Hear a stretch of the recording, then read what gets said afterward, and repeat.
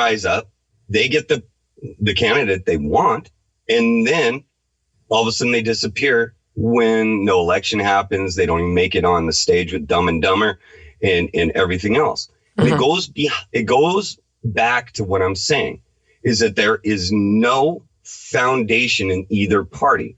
And if we keep going, hey, we're the little brother. Hey, will you pay attention to me? Can we go hang out? Hey, can we sit at the king's table and just get a little scrap? Can you legitimize us? Right. Can you please put us on the lame mainstream media, please? Because then what do we have? Oh, gosh, now we're legitimized.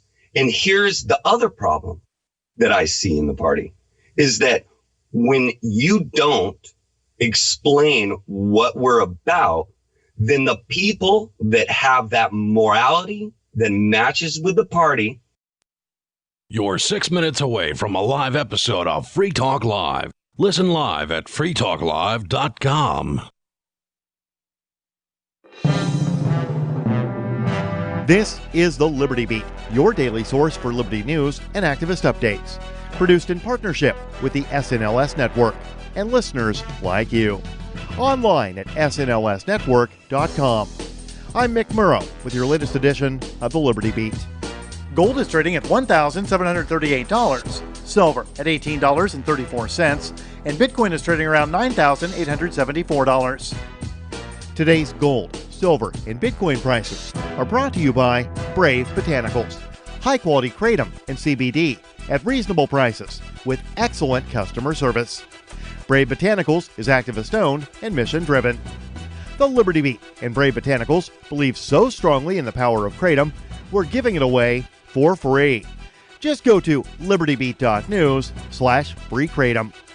This is the Liberty Beat at snlsnetwork.com. In the news, conflicting reports about COVID-19 have sprung from both official and non-official sources. On Tuesday, Maria Van Kerkhove, Ph.D., of the World Health Organization, caused a firestorm of reactions from health experts across the globe after declaring in a press briefing that transmission of COVID-19 via asymptomatic individuals is very rare. Minpress News reports that less than a day later, Kerkhove was compelled to walk her statements back, clarifying that in essence, no one really knows. The harshest criticisms to the WHO's comments came mostly from the mainstream press, while the scientific community itself seemed more reserved, and in some cases, concurred. Professor Keith Neal, Emeritus Professor of the Epidemiology of Infectious Diseases at the University of Nottingham, conceded that the role asymptomatic transmission plays in the total number of new infections remains unclear, but symptomatic people are responsible for most of the new infections of COVID-19. Ever wonder where we find all the news to report right here on the Liberty Beat? Visit snls.news to get the world's most censored media published all in one place. Save yourself from the endless time spent searching for reliable alternative media. SNLS News makes it quick and easy. No ads, no clickbait, just raw headlines, 24 hours a day. Visit snls.news and get informed today without the corporate media spin. Your news now continues. Last week, a West Virginia law imposing strict reporting requirements for all asset forfeitures in the state went into effect. Enactment of the bill takes the first step that could lead to substantial reforms, including closing a federal loophole that allows police to bypass strict state asset forfeiture laws. Activist Post reports a bipartisan coalition of 2 Republicans and 1 Democrat introduced the House bill in February. The new law requires law enforcement agencies to report extensive details about asset forfeitures in the state, including the type and value of property seized and whether someone was charged with a crime when the property was forfeited. It also requires reporting on federal equitable sharing. Under the law, the information will be compiled on a publicly available website. After police in Seattle, Washington retreated from the Capitol Hill neighborhood, protesters took over the abandoned regime precinct and erected barricades to mark an autonomous zone for several blocks around it. 6 blocks of downtown Seattle have been declared the Free Capitol Hill Zone, or Capitol Hill Autonomous Zone, according to area activists that have taken control of Seattle PD's East Precinct on 12th Avenue and East Pine Street. The Free Thought Project reports journalist Julio Rosas tweeted photos from the zone, including flyers demanding that Seattle PD be defunded, and declaring that police will, quote, always be racist because capitalism requires inequality, end quote. Police Chief Carmen Best confirmed that her department evacuated the precinct on Monday evening as an exercise in trust and de-escalation. 2 days earlier, Seattle PD used flashbangs and pepper spray to push back demonstrators at 11th Avenue and Pine Street, just a block away, after they had moved a security barricade and allegedly threw objects at officers.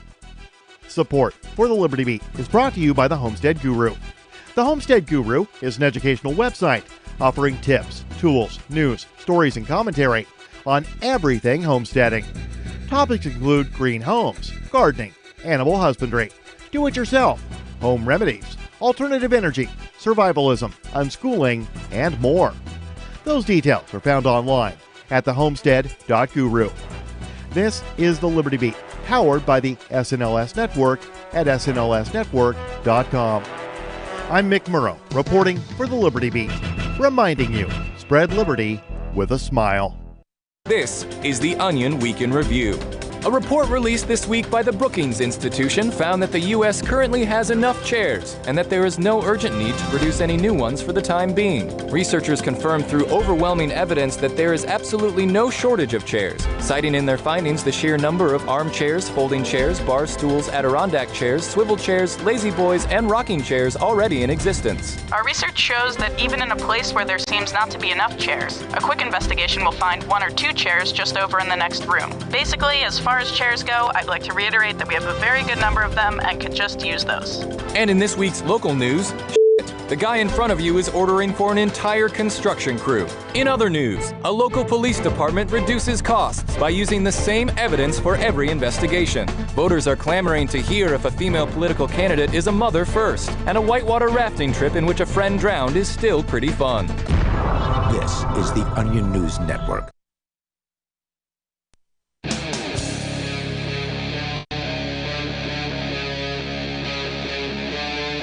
Free Talk Live.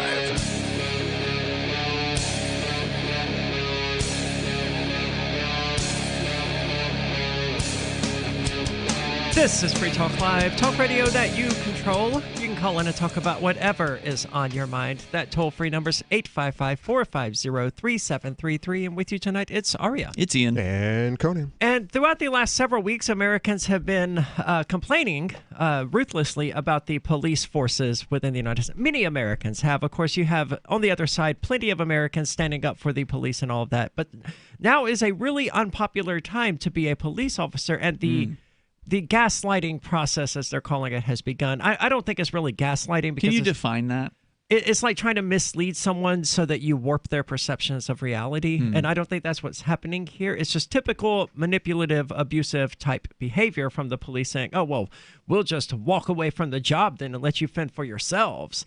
That's sort of... Okay. Yeah, right. Yeah, there's that famous meme. If you aren't happy with the law enforcement, then hire a crackhead. Yeah, well, a crackhead is less likely to shoot you. Exactly. Crackhead is more likely to just kind of mind his own business over there in the ditch. And what does that say about the police officer who, like, posts that, saying, oh, well, you should... They're comparing themselves to a crackhead. I mean, that's the threshold they've set for... Wait, so it's cops who post this meme? Okay. I don't know if it is or not, but, you know, next time you want a cop, call a crackhead or whatever. I see. Okay. I would imagine it originated with a cop who was frustrated about people, you know, not wanting him to shoot black people anymore. So he posted this meme or whatever. But whatever they're comparing to, cops look bad anyway. Because well, they did it to themselves. Yeah, because none of these other people are going to show up and shoot you. Now they're talking about defunding police stations in Minneapolis and replacing them with like mental health workers and stuff like that, which is great. Of course, Seattle has this Capitol Hill Autonomous Zone. The Chaz. Yeah, I don't know anything about it. Can either of you fill me in real quick? I know that, you know, they took over 6 blocks and they were like, hey, we're going to form a new government. From what I've heard, it's a bunch of Amazon employees. Really? And they're basically, this whole district has always been like the protest zone. This is where the youngins, the millennials, the protesters, they all some hippies. Congregate. Yeah. So you got Amazon employees. And basically, it's just a big block party. They're just out there barbecuing and watching movies and just kind of trying new things. There's the, I don't know if you've seen the pictures of the garden. two big plots. The segregated gardens? I don't know that they're segregated, but I know they started them, and then supposedly some bum came through like the next day and like ripped the whole thing up. What I have heard is... I've seen photographs, and who knows what aspects of this are true and which ones are just fabricated by people on the internet who are bored, but I've seen photographs of a garden supposedly in the Capitol Hill Autonomous Zone. Yeah, it looks like a big mud pit. Yeah, whereas it says something like, this is for indigenous and colored people only kind of thing. I don't remember exactly what it says. Well, I don't know if that sign was right on. Well, I have seen that sign as well, but but who knows if it's real or not? Correct. I mean, and who cares? You know, Well, what I will say about that, I've heard a lot of. There's been a lot of flack about their gardening skills. And because they think they say you can't just throw dirt on cart, because what they do is they're doing what they put down cardboard. Right? They're doing the no dig system, where usually you're thinking gardening. Well, I got to get the rototiller out. I got to till everything up. There is a system. There is a process where you build actually it up. Well, you build up over time, of course, but the first year is always the hardest, the infrastructure. But basically, what the cardboard is just to basically kill all the undergrowth, and then you build on top of that, and it does work. I've done it. If you have enough time. Correct. I've had a whole all fall to start prepping for the spring.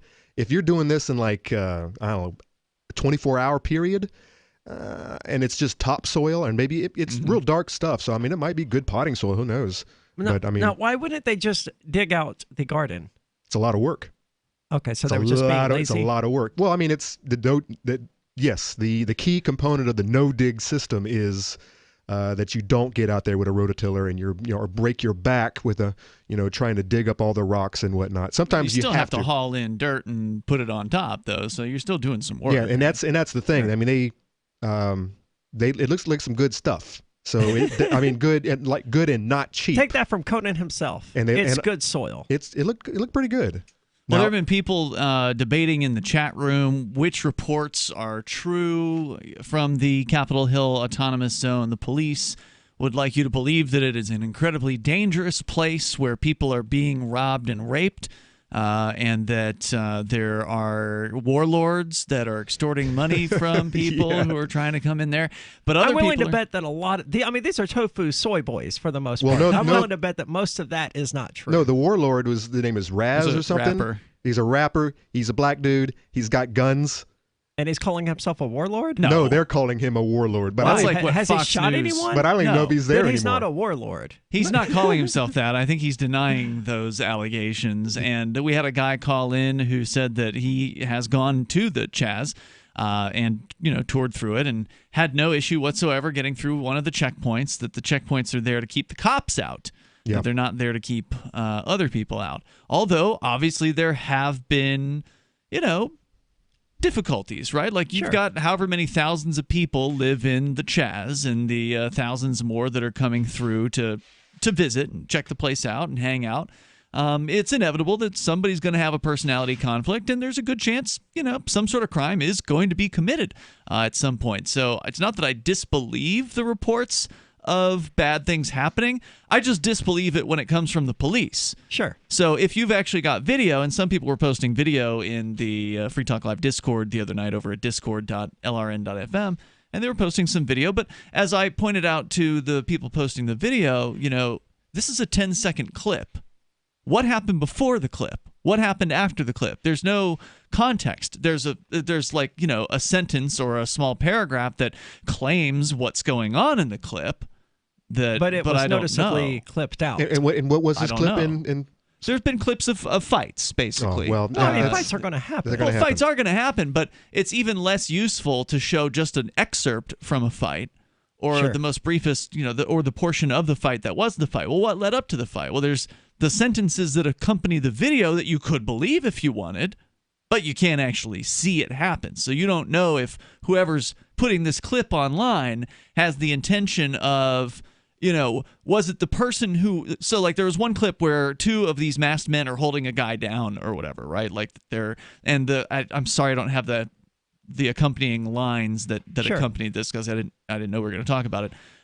But the accompanying lines try to make it sound like that these were a couple of thug Antifa guys who had attacked this other person, for no reason or whatever. But maybe there was a reason. Maybe this person was causing an issue and they stopped, were trying to stop this person. I don't know. Sure. I can't say for sure because it was only a 10-second or 11-second long clip. Now, is it true that part of the autonomous zone has sort of fractured into its own thing? What's going on with that?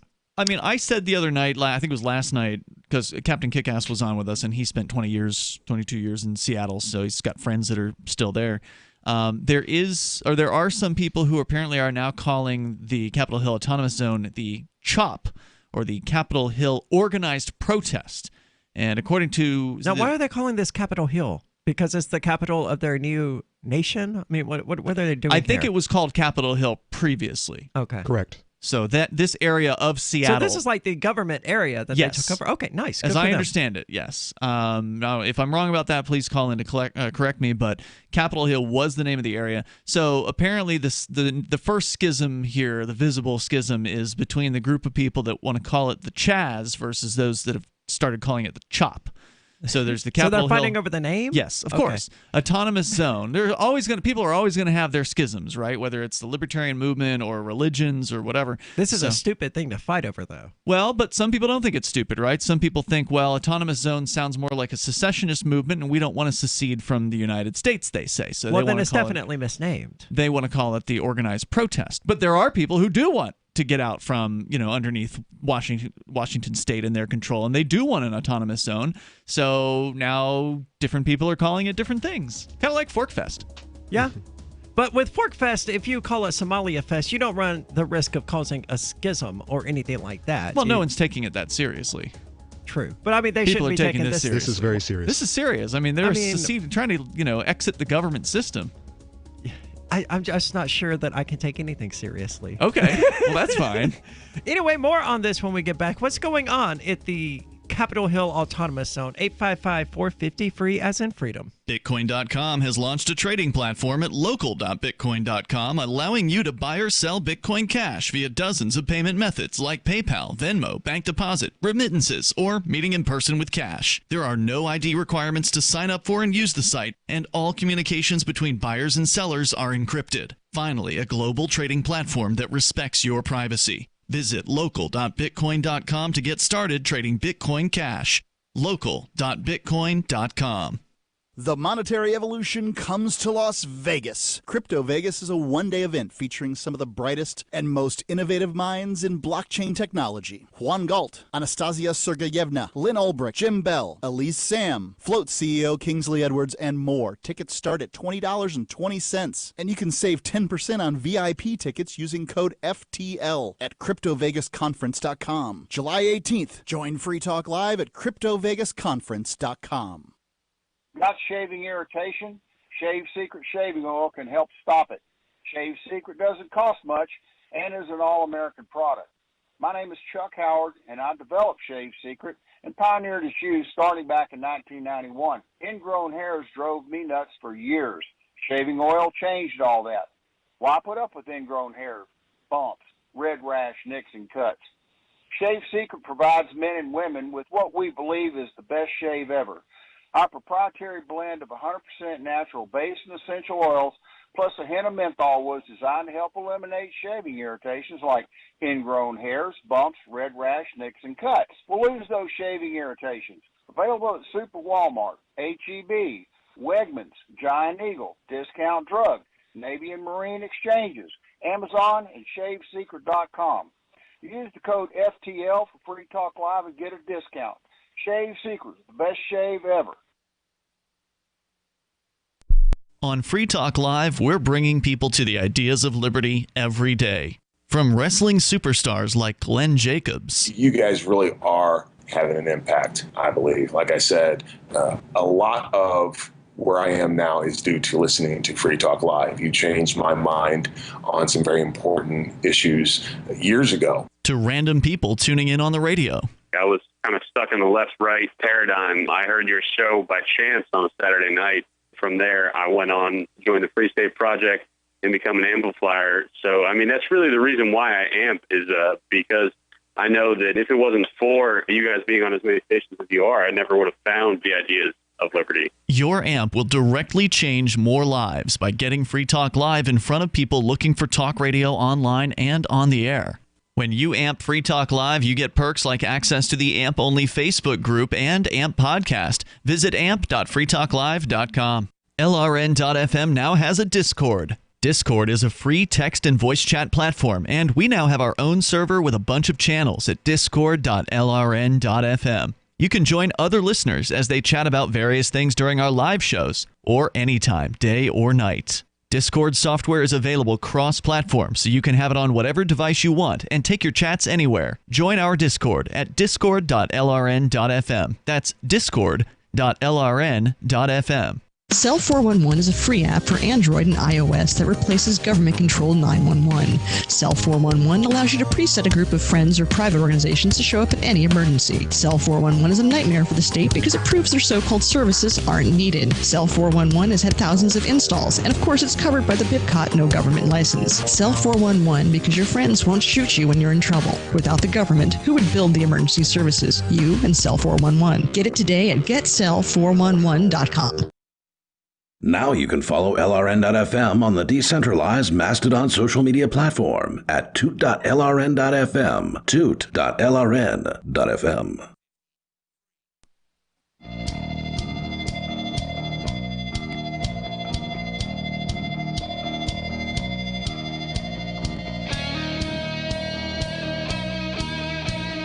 This is Free Talk Live, talk radio that you control. You can call in and talk about whatever is on your mind. That toll-free number is 855-450-3733. With you tonight, it's Aria. It's Ian. And Conan. And Bitcoin.com has launched a trading platform that you can find at local.bitcoin.com. It allows you to buy or sell Bitcoin Cash using dozens of payment methods like PayPal, Venmo, bank deposit, remittances, or meeting in person with cash. There are no ID requirements to sign up for and use the site, and all communications between buyers and sellers are encrypted, which means you finally have a global trading platform that respects your privacy. Visit local.bitcoin.com to get started trading Bitcoin Cash. One more time, that's local.bitcoin.com. And we're talking here about the protests going on in Seattle, the autonomous zone that has sprung up from these protesters that evidently they took control of 6 blocks in Seattle, Washington. And has it expanded? Do you know? Not that I've heard. I have not gotten any news about it today. We've sort of been talking about it on and off. We discussed it quite a bit Thursday and Friday last week, and then somewhat over the weekend. But it started, I think, basically a week ago. As I understand it, the police left their precinct. They abandoned it after days of protests. Nice. And the protesters, I've seen 2 claims. I've seen that the protesters put boards up over the police windows, and I've seen that the police put boards up over their windows, but the windows are boarded up. Protesters came over. It seems like it would be the protesters. Well, in this case, the protesters do not want the department destroyed because they want to use the building for a community center. So they want to repurpose the building. They don't want somebody to set fire to it because it could be used for something. And so they're protecting the police department from. There was somebody who did try to set it on fire, but the nearby protesters put the fire out and put a stop to that. And by the way, important point to point out, the mayor of Seattle, she's all good with this.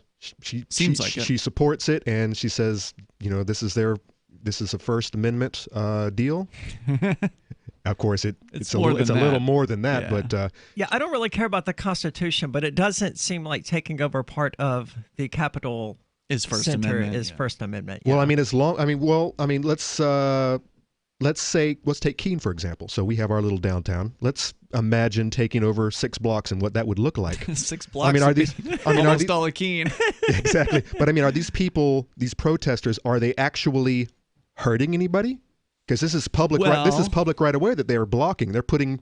Yes, and that is a problem. They're boarding up public roads. That's one of the legitimate But critiques. are they going onto private property, and are they hustling people? Are they hurting people? Is there anything that's actually being done? Surely some portion of the buildings there were privately owned. Oh yeah. Correct, but are those people being hustled? Are they still going about doing their business, coming and going? Yeah, according to what people have said who actually have lived there, and I've heard this. To be fair, I've heard this through other people. So my roommate, second, third-hand accounts. Yeah, my roommate, he works for a company based in Seattle. He knows people that live there, and also Captain Kickass still works for a company in Seattle, and he knows people that are there. And from what they're saying, everything is normal. It's just a day, you go to work. The businesses, many of them are open in that particular area. There are some who apparently have decided to close down over some concerns. You never know when the cops are going to show back up with a bunch of tear gas and ruin your customer's day, right? So some businesses open, some are closed, from what I understand. But for the most part, for those that are open, it's business as normal. Yeah, I think this would be, if I was anywhere near this place, I'd be setting up a hot dog stand. Yeah. I'd be selling Cokes. I mean, these people they need to be fed. Well, of course, you are also competing with the kind of the hippie crowd that believes I would be selling soy dogs. What I mean is you'd be competing with the lefties who believe that that money shouldn't exist, and they believe in this idea of the, quote, gift economy. Have you guys ever heard of this before? I've never heard it said like that. The gift economy? So this is a lefty term. This is like the Native Americans roaming around and no one really owns the land? I suspect some of them would agree with that viewpoint, because a lot of these people don't believe in the idea of property. The first time I heard about the gift economy when I was looking into the Burning Man festival. Okay. And what it takes to go to the Burning Man festival. And one of the things, which is a kind of a lefty, big, massive festival, which, by the way, was canceled this year. But to go to Burning Man, they talk about how you're not allowed to sell things. You're not allowed to sell things? It would go over really poorly if you tried to set up shop. Well, see, now this is hippie capitalism. It's not capitalism at all. They're just saying they're not trading. They say they're gifting items with value. No, so okay, I've never been, but I've known people who've gone to Burning Man, and I've known people who've gone to the Rainbow Festivals, and this is also a thing with the Rainbow Festival, which is again another hard left kind of hippie fest that's been going on for decades at Federal Parks, I think it is, where they have the Rainbow Festivals, and they're supposedly gift economies. So what this means, what this in reality turns into, is people who can afford it, so older hippies who have money, I suspect, they buy a bunch of food, and they bring the food to the festival, and they literally do just give it away, with no expectation of anything to be given back to them in response. And obviously this results in, free riders, right? There's going to be people that show up and they're just going to take. And there's going to be some people that show up and they're going to give back in some way. And they're going to, work in the kitchen, or they're going to help people with whatever they can help with to put something back into this economy. If only we had some useful commodity that we could trade with each other instead of having to dedicate time and energy in the kitchen. We could have this little thing that we traded them, showing that we had put effort into something that was suitably a medium worth of exchange. Yes. Well, yeah, exactly. But in this scenario, those words, free market, commodity, or money, trade, sell, they don't like money. It's all dirty words in their vocabulary. And you can't blame somebody. But working in a kitchen and for in exchange for a grilled cheese is a dirty word in my vocabulary. Okay. I mean, that's profane. Well, let me just give you $3 for the grilled cheese and be on my way. We don't exist in the same paradigm. No, we don't. As these folks. Just show me one commune from back in the hippie days, because there's a lot of them that were tried and started. There's some that are still out there. I've heard there's a couple in Vermont. Well, I know that basically half of the state was hippies and it can be done, communes, but they didn't last. Most of them don't last. Most of them don't, but there are some because it doesn't work. There are too many takers. It can't work. There are not enough people working in the kitchen making that cheeseburger. You've got to move the people out of the community if they don't. Bernie Sanders is a prime example. He got kicked out of a commune because he couldn't no handle surprise. it. He's a taker. He's a taker. He's a tax feeder. But it's nonetheless, this is what a lot of these people are into. So that's what I was saying. Is if you show up with a hot dog cart, I don't think you're gonna get kicked out. But you're gonna be competing with people who literally are giving food away. Now that doesn't mean that your food can't rise above and be better. And they're gonna run out. I mean, how long is Burning Man? A week? A week, yeah. All right.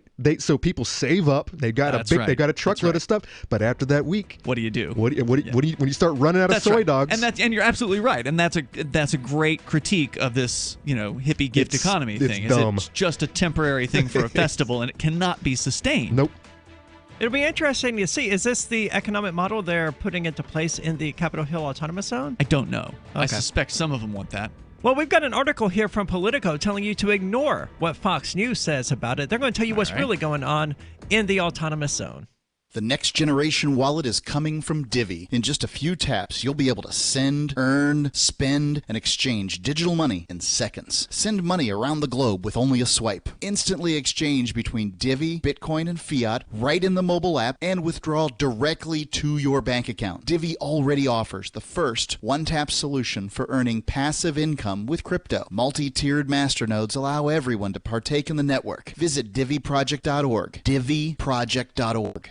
Do you want more businesses accepting Bitcoin Cash and Dash? Now with AnyPay, you earn passive income for every purchase at those businesses. Finally, a financial incentive to spread Bitcoin Cash and Dash. You made it happen, so you receive the rewards. Download the AnyPay Cash Register app and add your cryptocurrency wallet addresses. Then install it at a real-life business and tell us what you did at AnyPayInc.com. AnyPayInc.com. The Free State Project has reached its goal of 20,000 liberty lovers who've pledged to move to New Hampshire and get active to achieve liberty in our lifetime. Perhaps you're trying to figure out what part of New Hampshire should be your destination. If so, consider Keene. You'll find more than 150 reasons to move to Keene at move.freekeene.com. Keene is famous for its historic, publicity-generating activism, as well as being the liberty media capital of the world. It's home to freekeene.com, New Hampshire's destination for liberty activism, news, and opinion. For years, we've been compiling over 150 reasons to move to Keene at move.freekeene.com, where you'll learn about some of what's happening here and what makes Keene a great place to live. If you love liberty, you'll probably enjoy anywhere you end up in the Shire. But do your due diligence first. Please visit move.freekeene.com for the full list of over 150 reasons to move to Keene. That's move.freekeene.com. Are you a cryptocurrency advocate? The Crypto Tip is the ideal outreach tool to help new people discover cryptocurrency. It's a printable business card-sized tip that you can give to service providers, preferably in addition to a good cash tip. When the server scans the QR code, it'll bring up an explanation of cryptocurrency, how to install a wallet, and allow them to claim the tip. If they don't claim the crypto, you get your tip refunded to you after a time period you specify. Plus, if they do claim the tip, you get an email alert. Create as many tips as you want at cryptotip.org. That's cryptotip.org. The LRN.FM social media channels have been revamped. We've eliminated Facebook and focused on other platforms like Twitter and Mastodon, the decentralized alternative to Twitter. On our accounts, you'll find posts from multiple LRN.FM show hosts together in one place. Follow us on Twitter at twitter.lrn.fm, or better yet, move to the decentralized Mastodon social media platform at toot.lrn.fm, toot.lrn.fm. I think you'll like it. This is Michael Dean from the Freedom Fiends. I've run websites since 1996 and have used over a dozen web hosts in that time. AgoristHosting.com is the only one that hasn't broken my heart. Agorist Hosting's uptime and service is stellar, and their DDoS mitigation is the best I've seen. That's important because if you tell the truth in this world, you'll ruffle feathers. And some people will try dirty tricks to silence your voice. No matter what the haters hit us with, Agorist Hosting keeps our websites online. If you have a mission-critical commercial presence or a world-changing activism site, you cannot tolerate any skullduggery. So go with AgoristHosting.com. Have a WordPress or blog site, but you're not satisfied with performance or uptime? Or just want raw hosting? Want to pay with Bitcoin? Agorist Hosting specializes in high-performance hosting with personalized service. Go to AgoristHosting.com and click on the button that says Get Hosted. That's AgoristHosting.com.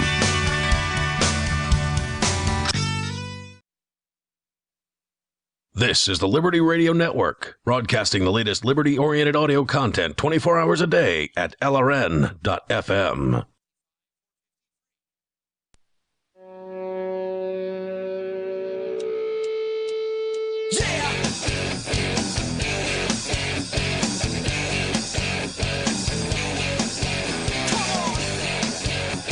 This is Free Talk Live, talk radio that you control. You can call in and talk about whatever is on your mind. That toll-free number is 855-450-3733. And with you tonight, it's Aria. It's Ian. And Conan. And Ian, tell us what's going on with AnyPay. Oh, man, they're always doing something interesting over at AnyPay. Of course, the main thing they do is offer the AnyPay Cash Register app to businesses that want to accept cryptocurrencies like Bitcoin Cash, Dash, Bitcoin SV. And they're testing a stable coin now behind the scenes. I don't know if I'm authorized to say that, but I just did. But I didn't say which one. So they're doing that, and then also they're working on integrating their new payments protocol that AnyPay is designing into other wallets. So like the Bitcoin.com wallet, they're working with Edge Wallet, they're working with multiple crypto wallets out there to start supporting this, which will allow you as a customer, when you go up to pay for something with cryptocurrency, you can just scan the QR code no matter what crypto you want to use, and it will transmit the necessary information to your wallet, and you can easily pay without having to switch cryptos on the receiving device. So people that have used AnyPay. So in theory, you could walk into a store and just scan the QR code of something on the shelf and send and already pay for it. Well, that's a different system, and they are actually working on that too. That's a whole other system that they have that they're doing, and I forget what they call that one, but they've got some neat stuff going on there at AnyPay. But get started by going to download the AnyPay Cash Register app at either the Apple App Store or the Google Play Store. You can get that for free and get started accepting cryptocurrency payments, and it's just going to keep getting better and better. They've got some cool stuff going on. Awesome. Yeah. So according to Politico, and you've also got this story, they don't want us to listen to Fox News. Do you know what Fox News is saying? Well, I mean, I've seen some of the headlines. It's definitely very alarmist about the Chaz. That's right? the media. The Capitol Hill Autonomous Zone. Well, it's the media, but there's leftist media, and then there's rightist media, and Fox News is the rightist media, and some of the people covering the Chaz are leftist media, and so Fox is providing an alternative viewpoint to the more... They're providing alternative facts. Well, I haven't read all their stories, obviously, but the lefty media is, kind of cheering this on. They think this is interesting. It's they're reporting on it with sort of this open mentality, whereas Fox is trying to make it sound like it's the end of the United States, which hopefully it will be. But the Fox is definitely coming at this from an "oh my God, this is terrifying" kind of this is anarchy perspective. They're taking over. They're beating people. They're hustling. Right, and they want it to sound dangerous. So whatever it is that the police report. Remember, the police aren't there, so... Yeah, and the original reports were the police made the reports that people were, threatened. Business owners were being threatened. Right, but there's no evidence for it. No evidence. Yeah, no evidence whatsoever. So of course, Fox ran with it. Yeah. Of course, this article I'm reading, this very extensive article from MSN, they love the idea. It's all nothing but praise and glory. They love the Chaz, you mean? Yeah, they think it's neat. Yeah. So it is neat. It's interesting. I would love to just kind of stroll around and see what's up. I would totally be hanging out leave there if I could. Yeah, I'd like before the feces starts building up. Well, yeah, because I don't necessarily agree with. I was actually talking with a program director about this afternoon because he asked me. I was on the phone with I call radio stations, and he asked me, what have you guys been saying, or what do you think about this Chaz thing? And I'm like, well, I don't agree probably with most of the politics of most of the people who are involved, right? Like, they're probably pretty hard leftists, if not communists. However, I definitely support them in what they've done, in that they have upended the status quo, that they have done something different. It is decidedly different. Yeah, it's not the same old there in the Capitol Hill Autonomous Zone. What it's going to turn into, I don't know, but I am curious to see. And it's interesting to watch. And I agree with you, Conan. If I were there, I'd go down there and check it out myself. Yeah, actually, according to this article, business owners actually love that it's taking place because they have all these customers now. There's new people coming in. This is the same thing with my soy dog operation. Yeah. I'm in the wrong state right now. Yeah, exactly. Keen, get on it. Start your riots. I mean, there are some risks. There is the risk that the police are going to October for that. Yeah, it's coming. There is COVID too. There are the risks the police are going to take back over. I was thinking pumpkin riots too. That was 5 years ago. And we're not even doing Pumpkin Fest anymore, are we? No, it's back. Pumpkin Fest has come back to Keene. Keene. But it's not. It's never going to be what it was. No. It's just a little. They've shrunk it down. Yeah. Shadow of itself. Right. But there's risks involved in being in the Chaz. Is you don't know when the police are going to come back and with what level of force or whatever. So I can understand why some people would want to avoid the potential conflict, but it does I seem don't like think they have enough police to come back. It would have to be what Trump wants to do, and that is to bring the military, bring the reserve, at least the National Guard. The amazing thing to me is that the concerns about it, not being particularly safe was like, well, the police might come back. And that's what makes it unsafe. That's what's exactly dangerous. Yeah, it's not the fact that the police aren't there. With the exception of one guy who stole from another guy and was threatened to get beat down unless he returned the item. There's really no violence taking place until the police come back. That seems out of place for a gift economy. Like Ian says, I don't think they're all on the same of course not. Wagon. They're all doing different things. They're all LARPing. They're all just out there, role playing and having a good old time, and it'll all go away when they run out of food. Well, everything does. How did the Occupy Wall Street thing not run out of food? I mean, wasn't that predominantly just like upper middle class white kids though? But how did that end? Because it went on for about a month. No, it went on for much longer than that. Yeah, it went on for several months. But I mean, during its real strong element, I'd say at least a few months. That's how I mean, it's been almost a decade. By the way, it was 2011 when Occupy happened. And of course, there were different occupies in different places, and maybe we'll see more autonomous zones popping up. I've heard there is one in Nashville now. Really? Yeah. Let me see if I can find it. So yeah, I mean, I don't know. It's hard to know what the truth is about all this stuff, and I definitely don't want to take a side with the government. I don't think that I would agree with a lot of the people who are running things in the Chaz, but. Like I said, it's something different. They're trying something new, and it's even though I don't agree with it, I still support it. Same way that I still support secessionist movements who are overtly socialist. Like, hey, I don't care what your politics are. If you want to decentralize control from some higher level to a lower level, then I support that. I support secession no matter who, pretty much is involved in it. Even if I personally would not want to be there. Well, I would be upset. I would be upset if my tax money was still going to like this precinct or whatever government buildings are in this district, because the money hasn't stopped. No, of course they're still going to be taking your. And it's the same thing with this stupid. I just got my property tax. I got mine too. They didn't give me any discount. Even though half of us have been labeled as non-essential employees, but no, not when it's time to pay for all this bullcrap that 99% of this bullcrap I don't even use.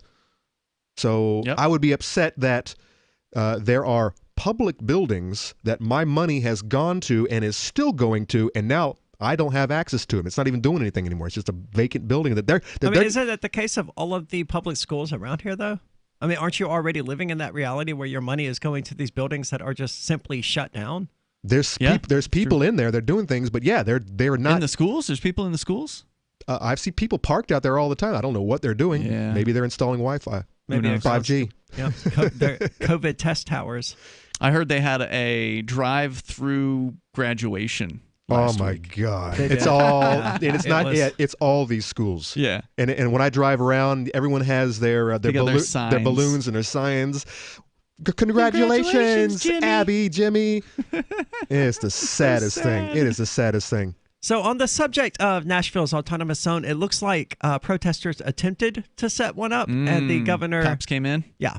The governor says, "No, we're not going to tolerate this." Okay. And they put a stop to it. All right. Yeah, I imagine they didn't have enough popular support in Nashville to do something like that. Yeah, it's not going to be easy. In the case of the Chaz, according to Captain Kickass, this area was already kind of primed for it. There were already a lot of artist types and hippies and folks that were occupying or living in this particular region of Seattle.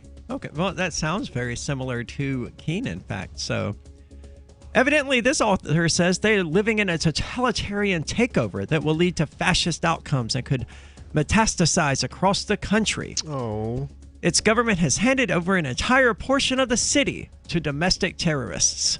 More of this kind of nonsense from Fox News in just a moment. 855-450-FREE, as in freedom. Do the letters IRS give you anxiety? I'm Dan Pilla. I've defended people from the IRS for more than 40 years. My book, How to Get Tax Amnesty, created the tax resolution industry and is responsible for helping hundreds of thousands of people. It can help you too. If you're a non-filer or facing IRS enforcement right now, your case is unique. You need real help, not cookie-cutter advice. My clients get my personal attention. Buy my book at danpilla.com and get a free consultation directly with me. That's That's danpilla.com. Let's start solving your tax problem right now.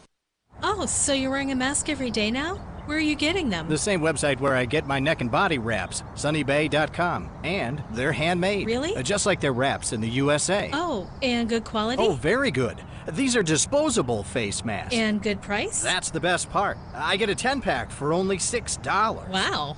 Yes, as a public service, we're now sourcing disposable face masks with level 1 protection at sunnybay.com. Get a 10-pack of high-quality, more breathable face masks, only $6. Our face masks are hypoallergenic, latex-free, and made for stress-free all-day wearing. Or choose our N95 respirator masks 2-pack for only $6. Supplies are limited, so place your order at sunny-bay.com, a Biomed DB design company right here in the USA. Go to sunny-bay.com and purchase your disposable face masks online. 10 masks for only $6. Just click sunny-bay.com. That's sunny-bay.com.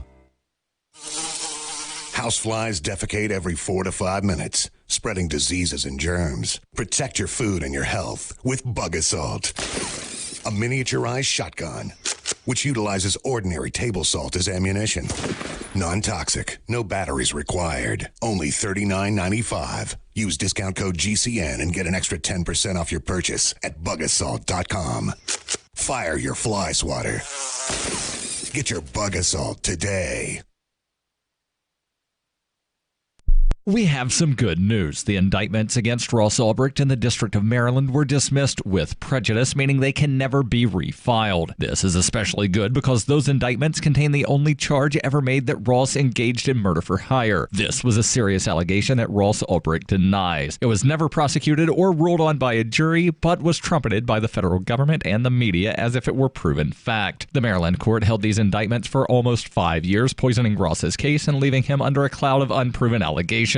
As explained in Ross's appeal to the Supreme Court, the fact that the judge used these allegations to give Ross a draconian sentence of double life without parole violated his Sixth Amendment right to a jury trial. Judges are required to issue sentences based on convictions decided by a jury, not unproven allegations never even charged at trial. Although this is a positive development, the dropped indictment will not set Ross free. Now, a presidential pardon is Ross's only hope of freedom. Sign the petition at freeross.org. freeross.org. There are lots of ways to listen to Free Talk Live. Our podcast has been around since podcasts began, and now the FTL feed is loaded with content besides our full show archives. Did you know that we make it easy for you to customize your podcast subscriptions? We have different feeds, one that includes only our full shows, one with just the Daily Digest, and our main feed that includes everything. You decide what you listen to. It's quick and easy to customize your feeds at feeds.freetalklive.com. That's feeds.freetalklive.com.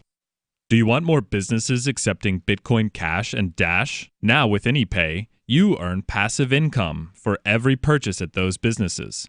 Finally, a financial incentive to spread Bitcoin Cash and Dash. You made it happen, so you get the rewards. Download the AnyPay Cash Register app and add your cryptocurrency wallet addresses. Then install it at a real-life business and tell us what you did at anypayinc.com. anypayinc.com. You can sign up to receive the latest about the Liberty Radio Network via our email updates at updates.lrn.fm. That's updates.lrn.fm.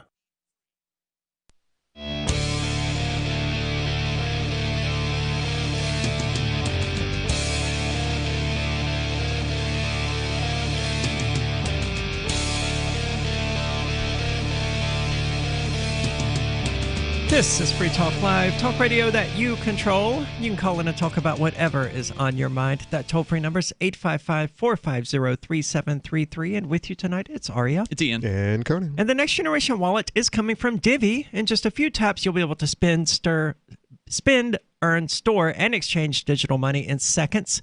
Divvy says you'll be able to send money around the globe in only a swipe and instantly exchange between Divvy, Bitcoin, and fiat right in the mobile app and withdraw directly to your bank account.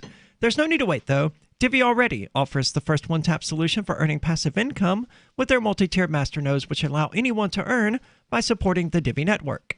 When the new wallet launches, thanks to Divvy's relationship with Western Union, Divvy will be in more than 200 countries, including the United States. You can learn more at divvyproject.org. That's diviproject.org. Now, getting back into the Capitol Hill Autonomous Zone here, Evidently, Fox News is painting a pretty dire picture, calling the people who took it over fascist, totalitarians, all of this other sort of nonsense that the police generally actively engage in, and this place officially has no police. I want to know how long until they form a police force in the Capitol Hill Autonomous Zone. Well, there are men with guns who are guarding the checkpoints. So they're not calling themselves the police, but they have a border patrol. They have armed men. What I'm going to say is the first time the permanent residents get into some sort of situation, like maybe we can start real small and a real nasty fist fight, or if someone gets hurt really badly, and my question will be, where do they go from there? Do they start some kind of community jury? And who is going to, are the guys with the guns at the checkpoints? Are they going to round these two individuals up, and then they're going to haul them?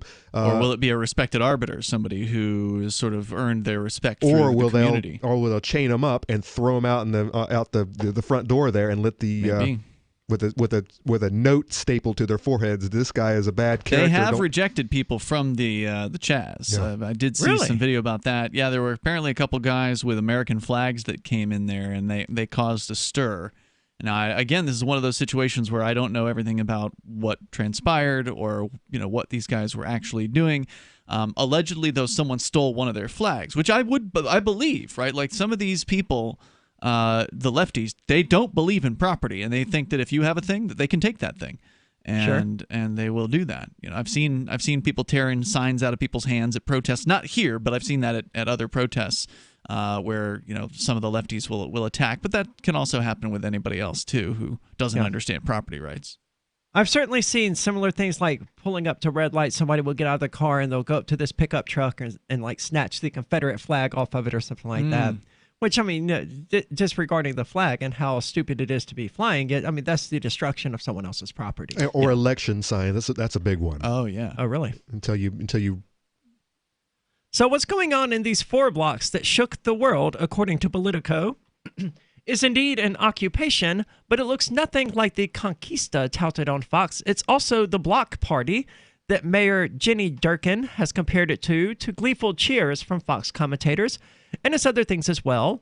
A protean issue-focused but conceptually sprawling formative community, at once silly and serious, spontaneous and disciplined. This author really went over the top here.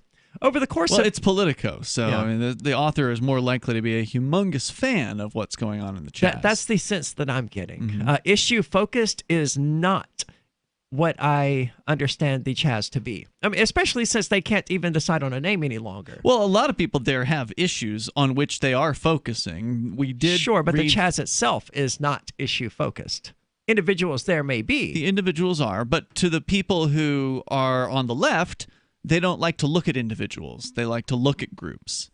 And so they see in a different way. They see things in a different way than we do.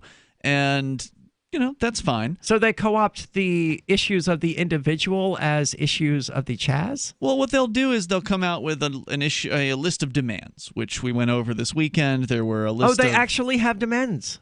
Well, they, meaning whoever it is that came up with the list of demands. Okay, that doesn't mean that everyone, right? Because fair point. We're individuals, so we look at things on an individual basis, or at least we try our best to. There's a bunch of people in the Chaz who, one, probably have never gone to a single one of these Chaz meetings. They're just living their life, right? Like they're going to work, they're going home. Maybe they'll stop for a hot dog or whatever, but or watch some of the art being made. But they haven't participated in the democracy decision-making process or whatever it is that they're implementing. The fledgling government, whatever organizational system that these people are trying, and they're trying or whatever their favorite organizational system happens to be. So, yeah, I don't know where I was going with that. Is food on that list of demands? The demands. Yeah, okay, so we went into detail on these. I don't have them in front of me. We're not going to go through them again, but we actually read through all of the demands the other night on Free Talk Live. I think it was our Monday show or Friday show. Anyway, we've been talking about the Chaz a lot, and a lot of them are justice-related demands, and specifically they are coming from a group of black individuals within the Chaz. So They have a lot of justice-related demands, and about 17 of the 19 justice-related demands were entirely reasonable, and we totally agreed with them in the studio on that night. There were a couple that were a little out of, the ballpark from what we would support, but we were on board with all that. There were some economic demands that they definitely don't understand economics, and so they kind of lose us there on those. But the bulk of it, the super majority of it, was fairly reasonable criminal justice kind of demands. I'll have to look into those in my spare time. This author says, over the course of 2 evenings and an afternoon in the zone, plus a night observing a police protest showdown there the week before, it seemed by turns like a commune, as in Paris 1871, an anarcho-syndicalist and small L libertarian dream, a 60s-style teach-in, a street fair and street market, a camp-out and weekend party, and so on and so on. So they're saying that it was all of these things? Yes. Okay. Sounds very similar to Fork Fest, honestly. Maybe a little more lefty, though. Yeah. You'd hardly guess that all... Because at Fork Fest, sorry to interrupt, but at Fork Fest, everybody's got something for sale. Yeah, and true. No one's giving anything away at Fork Fest. Well, I mean, there may be some people giving some things away, but for the most part, it's somebody's got a service, somebody's got a product, they've got a price tag on it, and not only will they take dollars, but they'll take crypto, or they'll take gold, or silver, or labor, or whatever it is that people have to offer. There's a wide variety of money that is in use at Fork Fest, and that's because we understand the value of currency and money, like you were talking about earlier, as a medium of exchange to help individuals who don't have things that they want to trade with one another still get things done and be able to exchange their services or their value for whatever they want to do. But you can't blame a lefty, I don't think, for hating the idea of money if all they've ever known is government fiat currency. Because there's a lot of legitimate critiques of government fiat currency. Well, and corporatism. And the entire, quote, capitalist monstrosity that the U.S. government is in bed with. Yeah. I fully understand their criticisms of that, Yeah. I just think that they should be able to separate what the free market actually represents from what the state that exists 100% counter to the free market is doing. Well, they don't believe in a free market because they believe that the corporations will run completely out of control, even worse now than they already. Kind of like they already are. They already are. They believe it'll be worse. Especially these first couple of months this year. They're getting real rich. Yeah, and they see money as a tool of evil in these cases, and they're not wrong about the money aspect. In that the fiat currency is a tool of evil, and it is something that allows a glorified elite to rule over a populace and extract wealth from them. But they see money as the problem, and instead of seeing money as the solution, when you have good money like cryptocurrency or precious metals, you undermine the power of the state and the state's fiat currency, and you put power back into the hands of the people. Now, that's something that a leftist should be able to understand, is that power in the hands of the people, power to the people, is a good idea, and that's basically what cryptocurrency and alternative currencies like gold and silver do. They just don't know that. I didn't think about it until right now. I need to remember to take Goldbacks to Fork Fest. Yeah. Because I have no doubt that there will be plenty of vendors there who will gladly take them. I'm totally bringing Goldbacks to Fork Fest. So, this is you'd hardly guess that from all the breathless attention Fox has lavished from day one on this tiny strip of Seattle, while ignoring, among other peaceful protests, a 60,000-strong Black Lives Matter march that proceeded in solemn silence and with no police presence on Saturday. The article here goes on for quite a while because the author is particularly verbose, and I'm having a hard time trying to find out what in the hell their point actually is. So they're painting a different picture. Okay, fair. Than Fox. They're taking great strides to paint said picture as much as they can with words. 855-450-FREE as in freedom. Remember when you first heard about Bitcoin? How long did it take you to realize this little project would soon change the world? Do you kind of wish you had gotten involved sooner? Well, now is your chance to be a part of the next revolution in money. Intercoin is working to finally make crypto go mainstream. It's designed to be scalable enough to support everyday payments and even elections without the state. Bitcoin was originally supposed to be a peer-to-peer cash system, the way we would all pay one another without having to trust any third party. But instead, over time, it mostly became a store of value. That's because every 10 minutes, the Bitcoin network must put all transactions into a block, and that block can only hold so much. If crypto is to become mainstream, for people to use it for everyday payments, we need a new architecture, one that is as secure as Bitcoin while being far more scalable. Check out intercoin.org to find out more and maybe pick up some of those coins for yourself.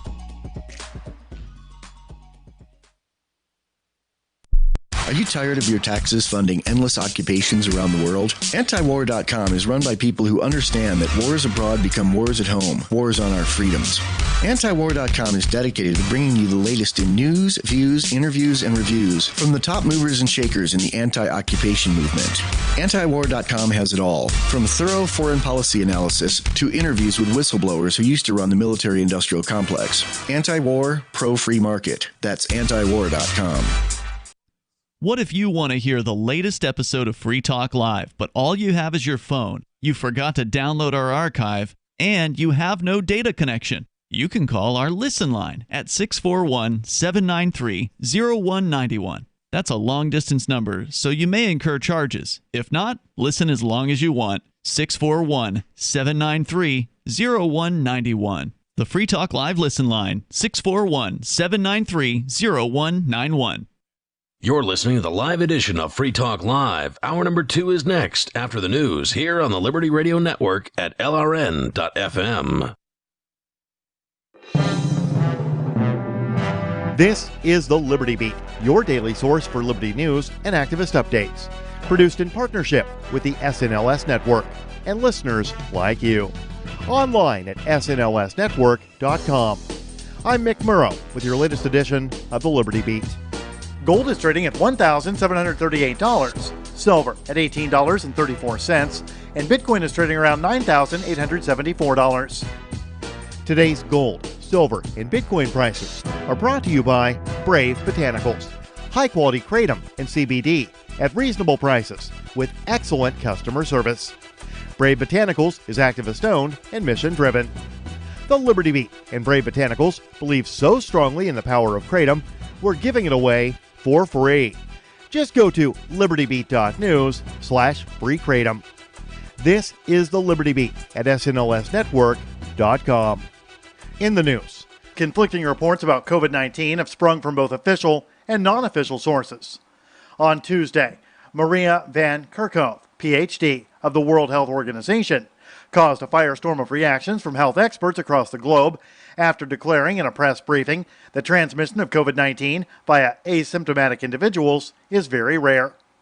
Minpress News reports that less than a day later, Kerkhove was compelled to walk her statements back, clarifying that in essence, no one really knows. The harshest criticisms to the WHO's comments came mostly from the mainstream press, while the scientific community itself seemed more reserved, and in some cases, concurred.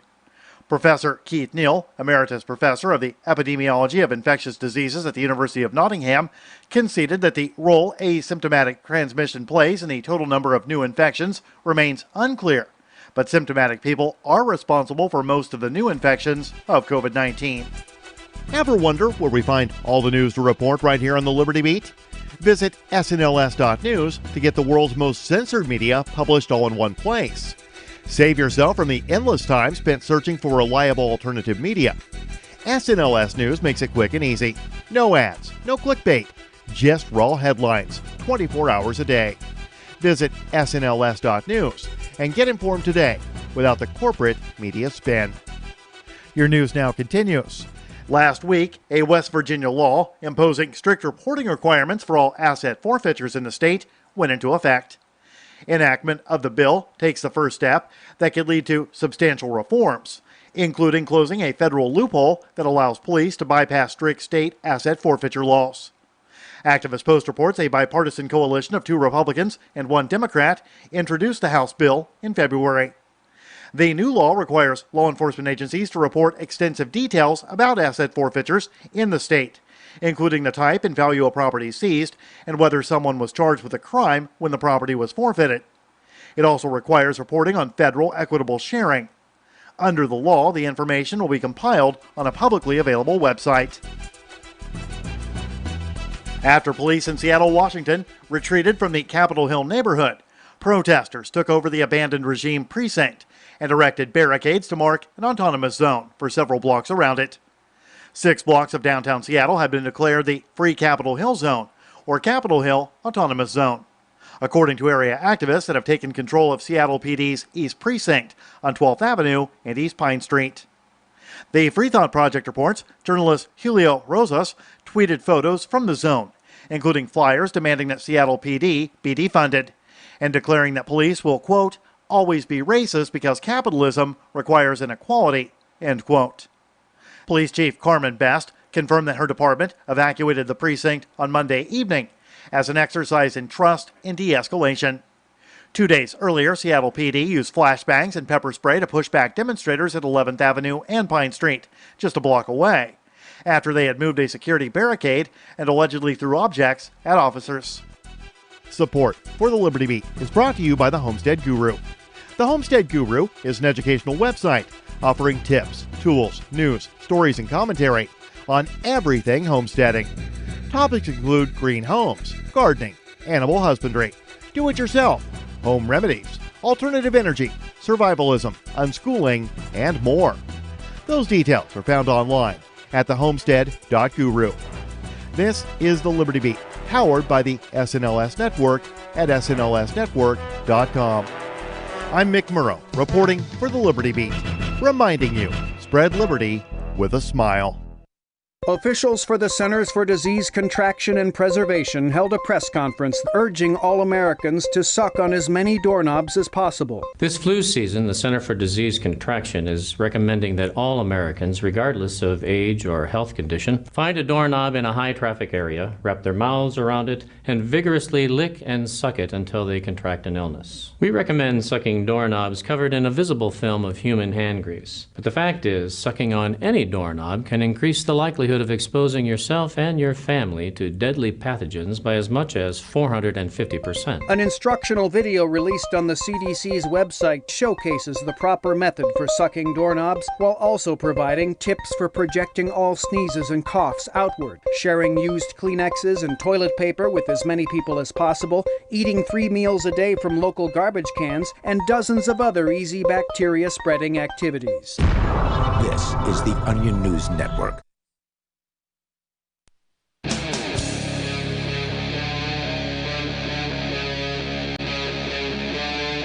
Free Talk Live.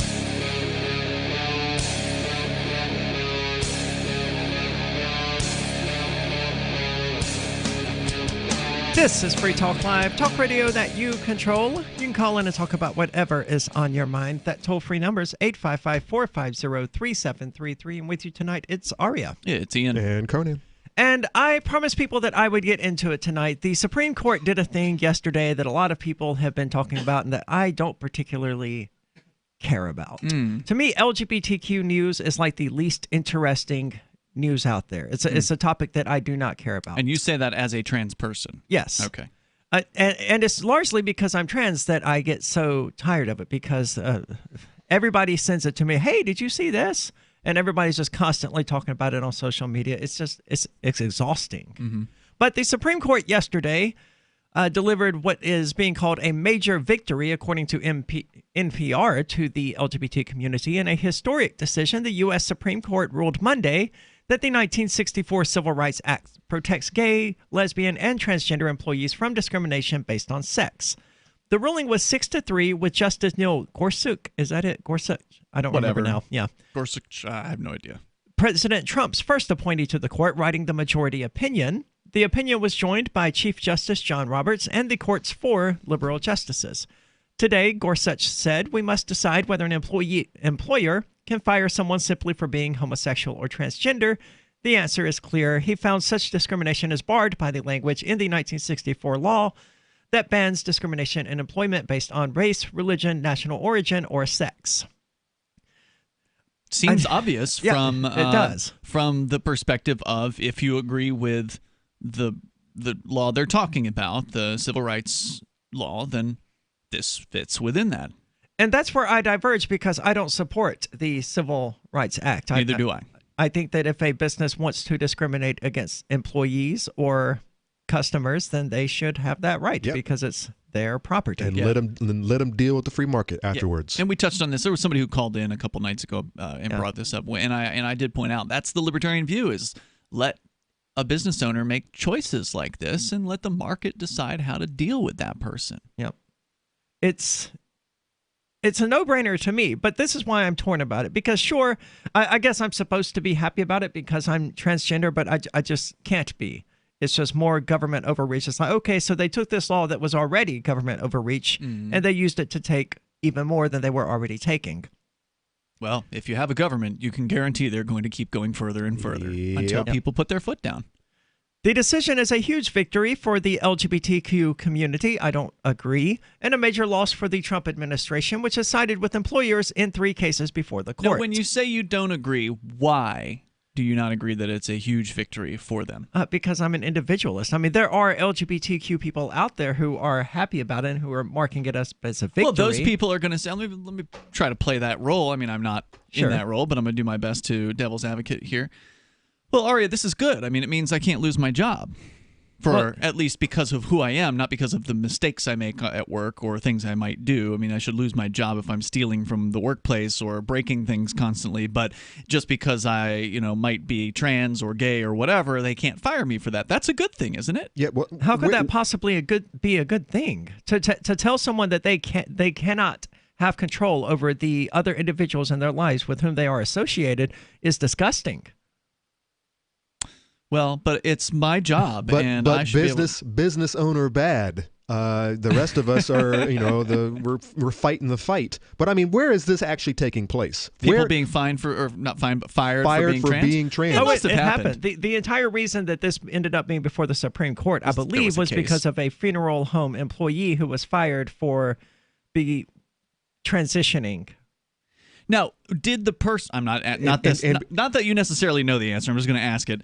Did the person who was fired? Did they have something said to them like, "You weirdo! I hate the fact that you're changing yourself, your gender. You're fired." It was very much along those lines. It was something like the managers or the owner of the funeral home said, "A man should wear man's clothes. A woman should wear women's clothes." Yeah, see, that's where they made their mistake. They should have just been like, "Well, we don't need your services anymore."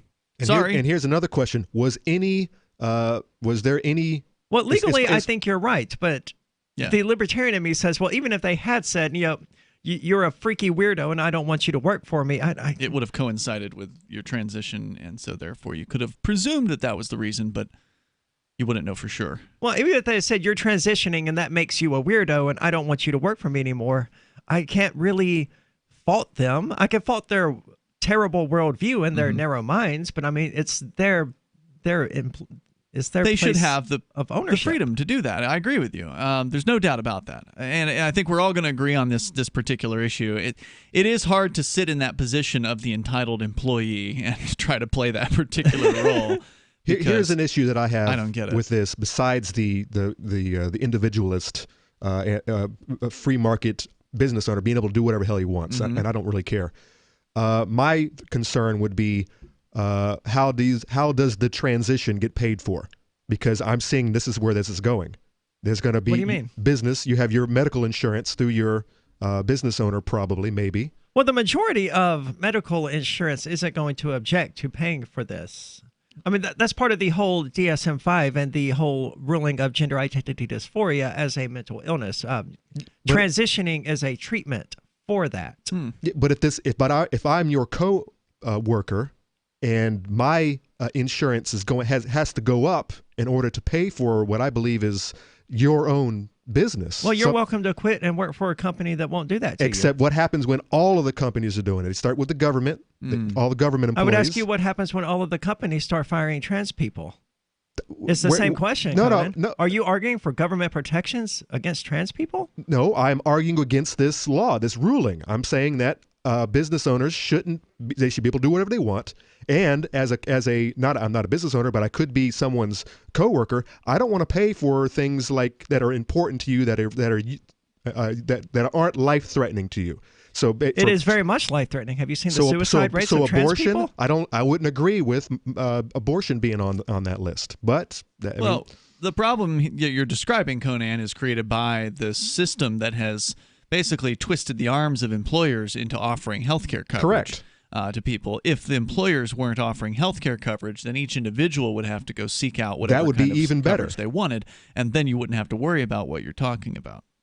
Yeah, that would be the preferred, but that's not the world we live in. That's not the world we live in. We're we have to deal with this new culture that demands that we all pitch in and deal with each other's problems. Well, employer-provided health insurance for the longest time. It was a benefit. It was a perk of working for a good company. Correct. Right. I don't necessarily see it as a problem to be an employee paying into better health insurance coverage than you would get in the private market. Isn't a lot of it mandated, though? It is now. On a lot of companies? Yeah. I don't know all the details of that. But like when I was in college, I worked at one of the casinos, and the health insurance cost me like $7 a month for me and my wife, and it was freaking fantastic health insurance. Wow. It was among the best that was available in the area. I didn't have any objection to that. Sure. They can certainly afford it. Yeah. But I mean, that was one of the perks of working can't. there and being a good employee is qualifying for that additional perk. I don't necessarily see it as a bad thing. And well, what he's saying is a bad thing is having people who might disagree on something, right? So let's say you're working as a trans person with some ultra-religious right-winger, Bible thumper who doesn't like the fact that you exist. Sure. But they're willing to work with you, right? They shut up about it while they're at work, but yet now there's these extra healthcare costs that maybe they have to shoulder a portion of that they otherwise wouldn't have had to have if they weren't forced into shouldering the portion of it by the fact that they're essentially their arms are twisted into. Well, that's going to be true of people who have depression, people who do want birth control, people who... I don't agree with that either. Or somebody who wants an abortion, or whatever. You don't agree with birth control? Me having to pay for other people's birth control and or their abortions or anything that's personal to them. See, you keep saying having to pay. You don't have to work for this employer that has that condition of employment. Correct. I could go live out in the woods and be all by myself, a hermit. Well, the issue here is the Affordable Care Act. It's before that. Right? Well, the Affordable Care Act was what mandated employers provide insurance to their employees. Was it? Okay. Which would have required Conan to pay in for it, as far as I understand things. Well, this is typical government turning people against one another instead of blaming the state. Yeah. I blame the state. Absolutely. What are your thoughts on the Supreme Court ruling? 855-450-3733. That's 855-450-FREE, as in freedom. The next generation wallet is coming from Divvy. In just a few taps, you'll be able to send, earn, spend, and exchange digital money in seconds. Send money around the globe with only a swipe. Instantly exchange between Divvy, Bitcoin, and fiat right in the mobile app and withdraw directly to your bank account. Divvy already offers the first one-tap solution for earning passive income with crypto. Multi-tiered masternodes allow everyone to partake in the network. Visit divvyproject.org. divvyproject.org. Bitcoin.com has launched a trading platform at local.bitcoin.com, allowing you to buy or sell Bitcoin Cash via dozens of payment methods like PayPal, Venmo, bank deposit, remittances, or meeting in person with cash. There are no ID requirements to sign up for and use the site, and all communications between buyers and sellers are encrypted. Finally, a global trading platform that respects your privacy. Visit local.bitcoin.com to get started trading Bitcoin Cash. local.bitcoin.com. The monetary evolution comes to Las Vegas. Crypto Vegas is a one-day event featuring some of the brightest and most innovative minds in blockchain technology. Juan Galt, Anastasia Sergeyevna, Lynn Ulbricht, Jim Bell, Elise Sam, Float CEO Kingsley Edwards, and more. Tickets start at $20.20, and you can save 10% on VIP tickets using code FTL at CryptoVegasConference.com. July 18th, join Free Talk Live at CryptoVegasConference.com. Anarcho Vegas 2020 is a conference about changing the world through personal actualization and creation through markets. Get inspired to better yourself and better the world. Speakers include Jim Bell, Larkin Rose, Avins O'Brien, G. Edward Griffin, Walter Block, Amanda Rockwitz, Ernie Hancock, and more. Get your tickets for just $20.20 at anarchovegas.com and use code FTL to save 10% off VIP tickets. July 19th, join Free Talk Live for anarchovegas.com.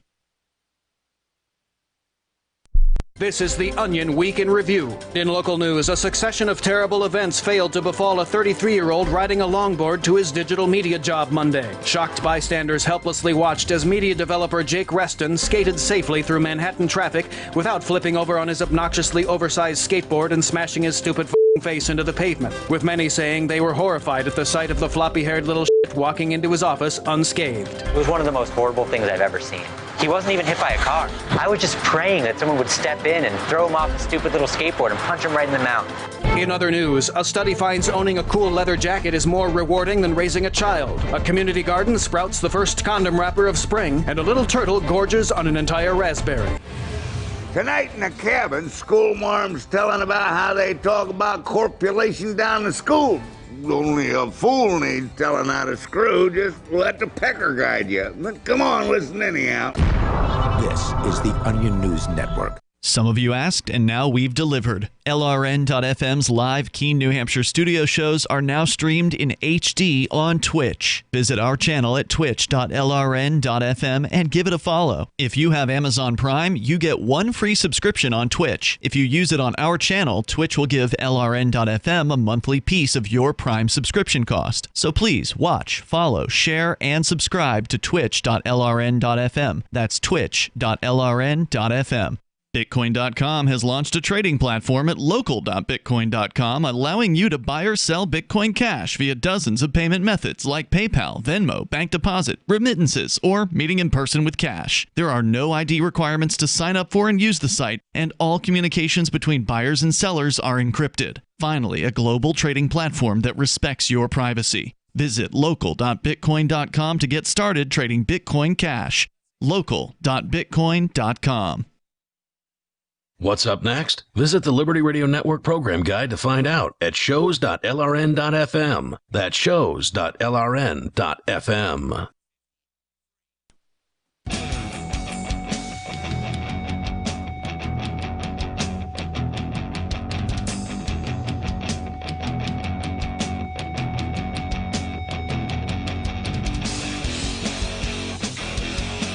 This is Free Talk Live, talk radio that you control. You can call in and talk about whatever is on your mind. That toll-free number is 855-450-3733. And with you tonight, it's Aria. It's Ian. And Conan. And Crypto Vegas and Anarcho Vegas are dual events with an amazing lineup of speakers. Some of the brightest and most innovative technology minds in blockchain technology: Juan Galt, Anastasia Sergeyevna, Lynn Ulbricht, Jim Bell, Elise Sam, Float CEO Kingsley Edwards, and more. As well, Mark Edge and I will be there, and it's unclear whether or not Ian is going to be joining us. I'm going to try. Well, you're going to, try is the best word. I'm not going to wear a mask. You're going to minimally try. I'm not going to wear a mask to get on an airplane. I'm not going to do it. See, I hate masks as well, but to me, sometimes you have to do things that you don't want to do in order to do things that you do want to do. That's true. That's the way I see it. I'm not going to do the mask thing. Okay. I've not done it yet, and I'm not going to do it. I'm with you in spirit. Anarcho Vegas 2020 speakers include Jim Bell, Larkin Rose, Avens O'Brien, G. Edward Griffin, Walter Block, Amanda Rockwitz, Ernie Hancock, and more. Daily tickets for each event are just $20.20 at anarchovegas.com and cryptovegasconference.com. Use code FTL to get 10% off your VIP tickets July the 18th and 19th. Join Free Talk Live, some of us, in Vegas for Crypto Vegas and Anarcho Vegas 2020. Yeah, it's a great event. We went last year, and I would like to go again. I'm intending to go again, but it may be the case that the airline won't let me. So we'll see. I hope they do let you. Yeah. We'll just give you the equipment in your bag. That way, just in case I have to turn around and leave. Yeah, that would be unfortunate. Yeah. So the LGBTQ crap, it's not the only thing the Supreme Court has ruled on. But before we get into that, let's go to the phones. We've got Wood Engineer calling. Wood Engineer, you're on Free Talk Live. Yeah, so I just have a thought. The individual that filed that went before the Supreme Court, that person worked at a retirement home or a friendship home or something of that sort? I was under the impression it was a funeral home. A funeral home. Well, close enough. I was just curious. Well, when they're only half dead. When they're fully dead. If you work primarily with people that grew up in the time frame where racism is common, or very conservative views, and it makes you incapable of Your sound job is really being starting trained. to cut out. I hear what he's saying, though. He's saying if you work at a job where you're dealing with a bunch of old people with conservative views, you can understand why the boss would want to let go someone who doesn't sort of fit within their paradigm to make them, uncomfortable or whatever. Is that what you're saying? Yeah, if people don't want you to wipe their butt because you're trans and you can't do your job, I don't know. Just a thought. I don't take issue with it. I mean, even if the trans person is 100% capable of performing the job and not causing any discomfort to customers, if the business owner or the manager that the business owner has put in place says, I don't want to work with you, they don't owe anyone an explanation. No doubt. If you want to fire somebody for having a tattoo, you should be able to do that too. Yeah. If you want to fire someone because you don't like the way they looked at you one day, you be the idiot who fires people over something like that. It's not their job. It's your job as the business owner. You created it. You gave that person the job. They don't own it.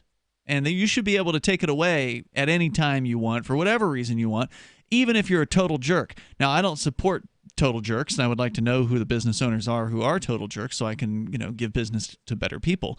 And I think that's what the anti-discrimination law is preventing from happening. It's forcing people who otherwise might reveal themselves, their true nature. To go underground. Right, to be hidden about it and to be sneaky about it. Well, Wood Engineer, thank you so much for the call. So the Supreme Court has also opted not to put an end to qualified immunity. Is that correct? Well, okay, so there's a story from NPR, and the headline is Supreme Court will not re-examine doctrine that shields police in misconduct suits. So basically their hands are off. They're like, we're not going to take another look at this. This is fine. And the tumult over police brutality allegations across the country, the U.S. Supreme Court Monday refused to re-examine the much-criticized modern-day legal doctrine created by judges. Now, this I did not know, that has shielded police and other government officials from lawsuits over their conduct in an unsigned order. So I guess that means they wrote an order, but no one signed it. Does that mean it's real? If a government agency writes an order, but there's no name on the bottom, is it still an order? Is it real even if it has a name? Is it what? Is it real even if it has a name signed on it? It's just a piece of paper enforced by men with guns. So, I mean, what is real? In an unsigned order, the court declined to hear cases seeking re-examination of the doctrine of qualified immunity. Justice Clarence Thomas dissented against this viewpoint, saying, quote, qualified immunity's doctrine appears to stray from the statutory text, unquote. It takes the votes of 4 justices to grant a review of the case. So they didn't have enough Supreme Court justices, not even 4, who are willing to review these cases. They rejected all of the cases about qualified immunity that were being brought in front aren't of there them. 4 liberal Supreme Court justices right now? Yes, but that doesn't mean that they just because they're liberal doesn't mean they are against qualified immunity. Well, that's what it's supposed to mean, right? Does it? Is it? In the left-right paradigm, the liberal versus conservative, I don't know. The liberals are supposed to be on the side of... Qualified immunity is just straight up authoritarian. It's not left or right. It's about protecting the system. Right, but it's the Democrats and rich people who are by and large leading these protest movements against things like qualified immunity. Well, look, the Supreme Court isn't there to support the Democrats or the Republicans. I know. I'm just pointing out that the leftist judges who were put there by leftist presidents are not doing the job that the leftist voters expected them to do. Surprise. And I know this is obvious to you and I, but all of the people who applauded Barack Obama and his Supreme Court picks, this is what they're doing. Maybe this is a good thing. This would be a good wake-up call for some of those voters. I hope so. Because there are a lot of people who are saying voting's going to help. Just vote harder, everybody. Everybody come vote this year. It's important. You got to vote. As though it's going to change anything. Now, does it explain how this re-examination how it even gets brought up? Who decides? Cases come to the court, and they decide whether to take them or not. If they don't take the case, then the lower court ruling stands. Correct. On whatever. On whatever the issue this is an old doctrine. I didn't realize it wasn't even signed. How old is it? I'm not sure. 1967. This is an unsigned order. Well, I'm talking about qualified immunity. It's been in effect, but especially it's been going to town in the last decade. But according to this Wikipedia article, The doctrine when did they create it? Was first introduced in 1967. 67. Okay, I was not that old. Well, I mean, that's within someone's lifetime. For us young guys, it is. Sure. It's been around for our entire lifetime. And so, developed in recent decades by the High Court, the qualified immunity doctrine as applied to police initially asks two questions. Did police use excessive force? And if they did, should they have known that their conduct was illegal because it violated a, quote, clearly established prior court ruling that barred such conduct? So this means like kneeling on people's necks and things like that? Anything that's the police phrased do very confusingly. Yeah, anything the police do is basically subject to qualified immunity, meaning that they're immune from any kind of consequences unless you can get through these questions. We could talk a little bit more about it. I like how for the police it matters whether or not they knew their conduct was illegal. But if you get arrested for something, you can say, oh, well, I didn't realize that wasn't illegal. Yeah. Ignorance is no excuse. 855-450-FREE. We have a 12-year-old German Shepherd named Sophie, and she became overweight, stinky, greasy coat, and lifeless almost. Then about 4 years ago, we found out she had several vertebrae fused together. She was unable to walk. The vet told us Sophie was going to have to be euthanized. I thought, I've got to do something. DINOVITE.com. I remember Sophie starting the Dinovite, and she from day one has loved it. She is no longer stinky. She is full of life. Dinovite healed Sophie. Dinovite is nutrition. I truly recommend that people not wait until the vet recommends euthanasia. You have to get them on Dinovite right away while they're healthy. Dinovite for life. You won't believe how happy your dog will be. I get my Dinovite from DINOVITE.com. The Shire Free Church offers a sanctuary to those seeking an escape from state churches. The Shire Free Church is an interfaith, diverse group of people that may not share identical theological beliefs. As a member in or minister of the Shire Free Church, you are a sovereign individual and may be the faith of your choice. We don't claim to have all of the answers. We are open to all peaceful people. We want to learn from each other. What unifies the Shire Free Church and its diverse members is peace, love, and liberty. There are many paths to God, one for every individual. The Shire Free Church does not define a specific path beyond those parameters that must be your foundation. Peace as your way, love as your guide, and liberty as your light. Learn more at church.shiresociety.com. That's church.shiresociety.com. I'm a little obsessed with My Magic Mud. Several years ago, I met Jessica Armand, the founder and CEO of My Magic Mud, and I didn't even know my teeth were coffee stained. A week's worth of use convinced me, and now I use it every 3 or 4 days. It's clinically proven to whiten teeth, and I think it cleans better, too. My Magic Mud's available at most local health food stores, Sprouts, Natural Grocers, CVS, Walmart's Natural Beauty Aisle, but I can get it for you for 20% off with coupon code FTL20 at mymagicmud.com. FTL20 mymagicmud.com. So you've heard all 3 hours of the latest episode of Free Talk Live, and you're still hungry for liberty-oriented audio content? Did you know that we have another 24/7 audio stream at LRN.FM? The Liberty Radio Network airs the latest episodes of some of the best liberty-oriented podcasts on the internet around the clock. In addition to recorded content, you'll also hear live shows like Free Talk Live, originating from our Keene, New Hampshire studio. So listen anytime at LRN.FM. That's LRN.FM. Why did you move to the Shire? I moved here to the Shire because there's other people around who take liberty just as seriously as I do. I moved to the Shire because I saw videos of people challenging authority and thought that I could get support myself. It called to me, like, do this, right now. I wanted to be around people like me who got it, and once I got here, I knew there was nowhere else that I wanted to be. I've always wanted to change the world, so I moved to the Shire to join people who were actually working towards doing the same thing.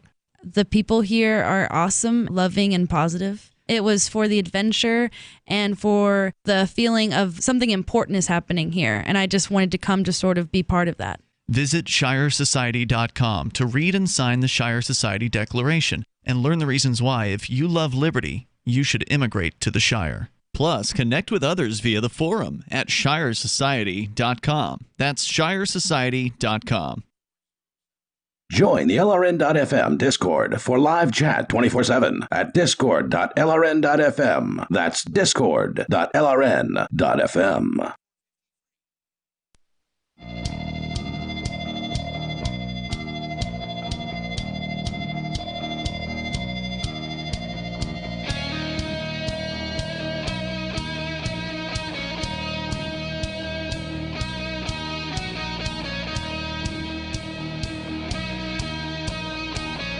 This is Free Talk Live, talk radio that you control. You can call in and talk about whatever is on your mind. That toll-free number is 855-450-FREE, as in Free Talk Live. With you tonight, it's Aria. It's Ian. And Conan.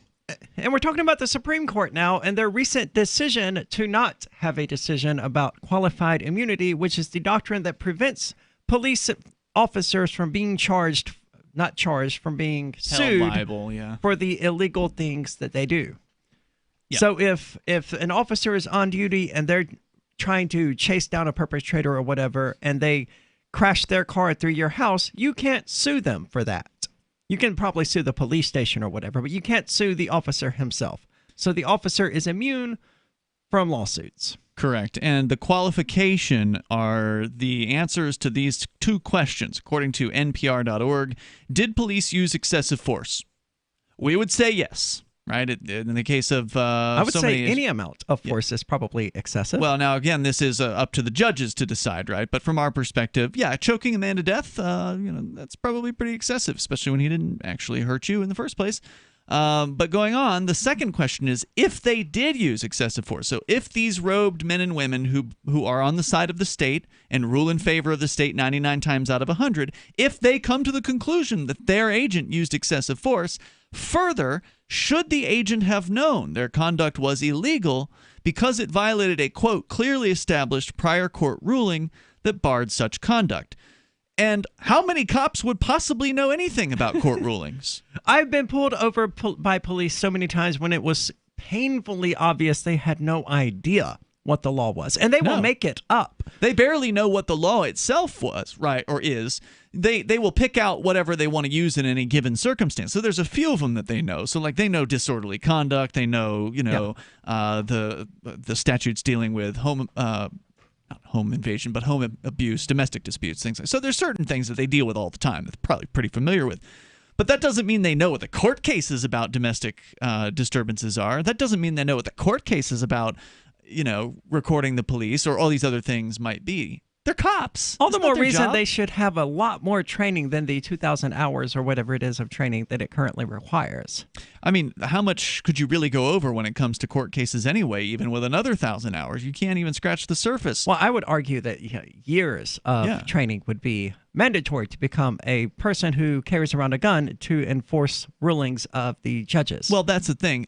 If we didn't have this stupid system with all the ins and outs of the legal so-called justice system, it'd be really simple to be a peace officer. If your job was to simply, you get called to the bar because there's a fight, and your job is to separate the two people who are fighting and remove them from the premises, and then, take one of them home or both of them home or whatever, and that's the end of that story, then you don't need to know tomes and tomes of literature. You don't have to know what the history of all the court cases were about these things. You just break up the fight.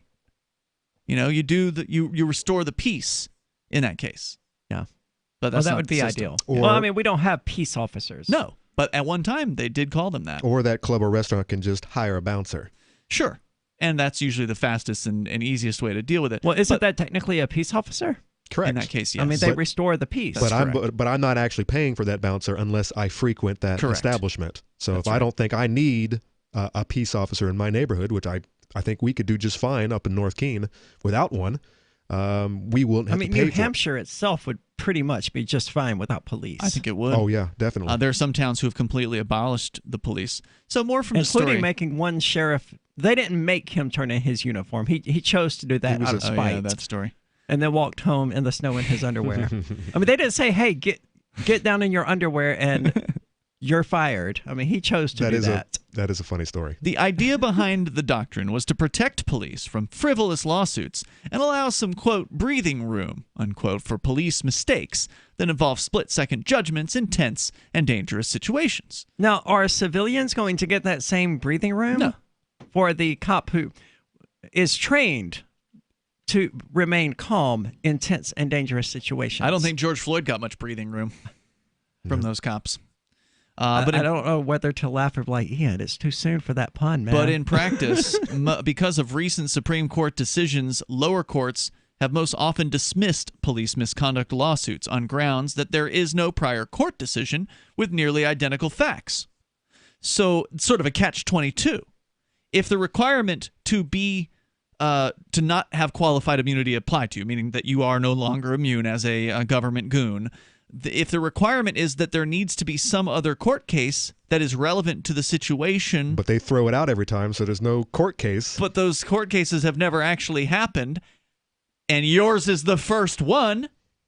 And it looks like they're requiring nearly identical facts. Does that mean that this guy who killed George Floyd, they were like, okay, well, there is no court case where someone kneeled on his neck for exactly 8 minutes and 47 seconds. We got this one where they kneeled on his neck for 9 minutes and 40 seconds, but not one for 8 minutes and 40 seconds. I don't know if it would be that absurd, but it probably is. I mean, as far as... With the state, no level of absurdity is beyond expectation. So because there's no prior court decision that is relevant to this, this would be the first.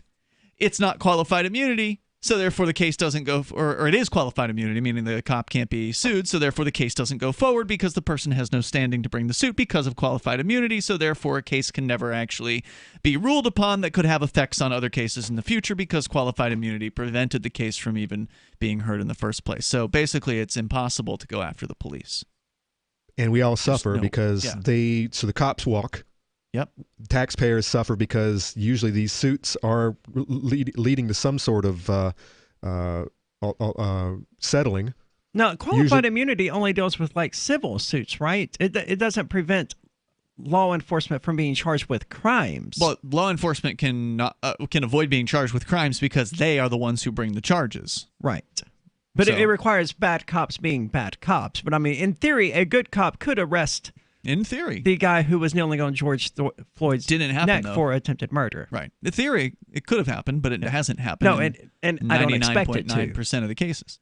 I'm just saying qualified immunity doesn't protect them from having criminal charges. It's just civil suits. In theory, I think you may be right about that. I'm not an attorney, though, so this isn't legal advice. And if there is an attorney listening who wants to weigh in, that'd be great if you want to join us at 855-450-FREE. Now, several recent studies, including one conducted by Reuters, have found that dozens of cases involving horrific acts, some just as bad as those involving George Floyd in Minneapolis or Breonna Taylor in Louisville, Kentucky, were thrown out of court on the grounds that there was no, quote, clearly established, unquote, court precedent forbidding the conduct by the police. As you pointed out, how could there possibly be? They keep throwing them out because there's no clearly established court precedent. Yeah, and as I said, the story does point out here, that's why critics of the doctrine have called it a catch-22 that says to victims, in effect, heads the police win, tails you lose.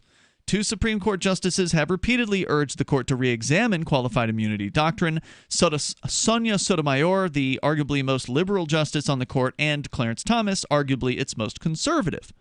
So there you go, just to point out, there's no way you can always predict which way these people will go. You've got the most conservative, the most liberal judge saying, hey, we should relook at this, and the rest of the court being like, nope, qualified immunity's fine as is, everything's fine. It's fine, like the dog with the fire and the meme. It's fine. I mean, that's more or less what's happening. That's right exactly here. what's happening. Yeah, it's like everything's you literally okay. have the United States on fire in some places. The Supreme Court's like, it's fine. In one previous dissent, Sotomayor said the court, quote, displays an unflinching willingness in allowing the lower courts to grant qualified immunity to police officers, but, quote, rarely intervenes, unquote, when lower courts go too far. This one-sided approach transforms qualified immunity into an absolute shield for law enforcement officers, she says. But she's one of the dissenting opinions, and she's one of 2 dissenting opinions so far. Yeah. Similar unusual ideological alliances have been formed by organizations that file briefs regularly at the court. from the conservative libertarian Cato Institute and the Institute for Justice to the ACLU and the NAACP, all of which have urged the court to revisit the qualified immunity doctrine. And the court said, nah, it's okay. It comes back to that meme I saw where there were Wiccans and Amish people protesting in support of Black Lives Matter side by side. It's like, look, if you've got all of these groups together, you have really screwed up. What do you think? 855-450-3733.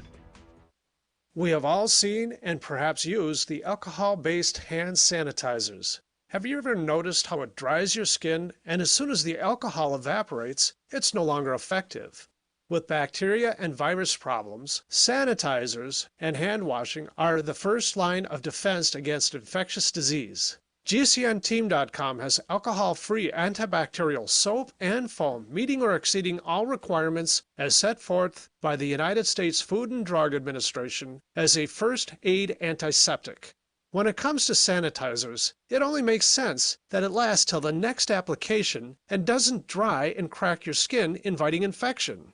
For long-lasting alcohol-free sanitizing, come to GCNteam.com keyword antibacterial. That's GCNteam.com antibacterial, or call 877-878-4203. 877-878-4203. Attention gardeners, if you need to grow nutritionally dense vegetables or medicinal herbs this year, listen, because a bioactive superfood for plants is now available. This all-natural superfood for plants is so effective at producing maximum plant growth in minimum time that it almost forces plants to grow, even under the worst light and soil conditions. It's called Proto-Grow, and it's truly remarkable. Vegetables grow faster and contain more bioavailable vitamins and trace minerals. Plants that rarely bloom will flower constantly. Sickly plants become vibrantly alive. Medicinal herbs become super potent. Flowers become more vivid right before your very eyes. Proto-Grow also improves the taste quality of all your garden vegetables. That's because it's more than just an all-natural superfood for plants. It's a proprietary blend of bioactive sea nutrients that contain the basic building blocks of life itself, which is why Proto-Grow even renews your garden by increasing the microorganisms in the soil. Learn more at growlikecrazy.com. That's growlikecrazy.com. Get special pricing for network listeners right now at growlikecrazy.com.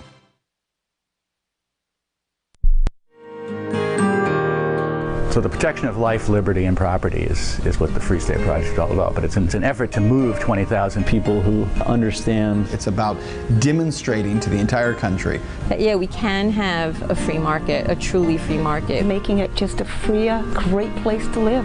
It's the world's largest voluntarist libertarian community, and it's only getting bigger. That's amazing, to be able to move to a place where other people passionately believe in being free and independent. What the Free State Project is managing to do, though, is to put their money where their mouth is. It's physically getting up across the country and saying, let's go someplace and let's demonstrate the power of these ideas. There's a lot of kind of philosophy that surrounds liberty. There's a lot of thinking about it and talking about it. But here in New Hampshire, people are doing it. 101 Reasons Liberty Lives in New Hampshire, a documentary by Free State Project Early Movers. Watch it free at 101reasonsfilm.com. 101reasonsfilm.com. If you want to know the latest about Free Talk Live before we go on the air, all you need to decide is how you want it delivered. It's your choice. Visit news.freetalklive.com to receive our usually weekly news updates by email. Plus, we have a Twitter account at twitter.freetalklive.com, and you can follow us on the decentralized Mastodon platform at toot.freetalklive.com. So please follow us at toot.freetalklive.com and sign up for our emails at news.freetalklive.com. There are basically two types of advertising, direct response and branding. Radio is great for direct response with its low cost to listener ratio, but audio can't be beat for branding, which is a longer term endeavor. You want to be the first thing that someone thinks of when they think about your product or service. If you have a local business that you want kept top of mind in your community, call the station. If you need national reach, Free Talk Live's got around 200 radio stations, millions of monthly listening sessions, can suit all budgets, and if we don't think we're right for you, we'll tell you. Email me, mark@freetalklive.com. Live video of our key New Hampshire-based shows is streamed on DLive. Please follow and share at dlive.lrn.fm. That's dlive.lrn.fm.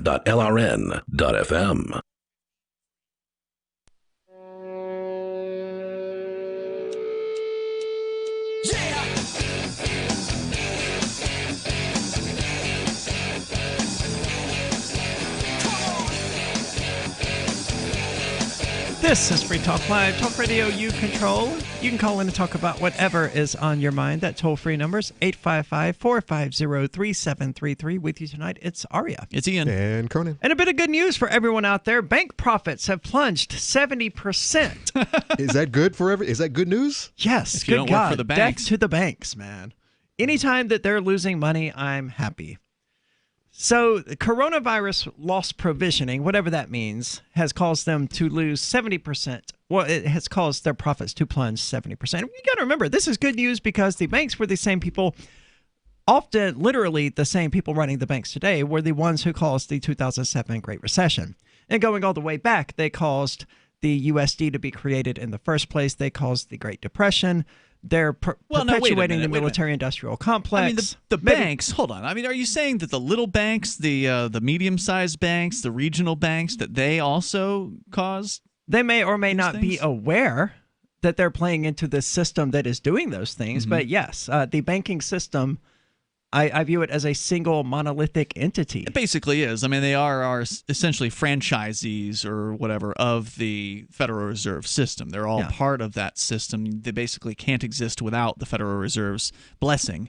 So, yeah, I mean, they're different on their face in that they look different. Well, they have different slightly logos. different policies, but it's like, okay, they're mostly the same. Do you want your Pepsi in a can or in a bottle? Right. Wait, hold on. Weren't you just talking about starting a credit union? Yes, and I still. But it's going to be is it going to be an entity, a wing of the Federal Reserve, or how is it? Yeah. So, I mean, how are you going to? She's going to end up being owned, lock, stock, and barrel. Exactly.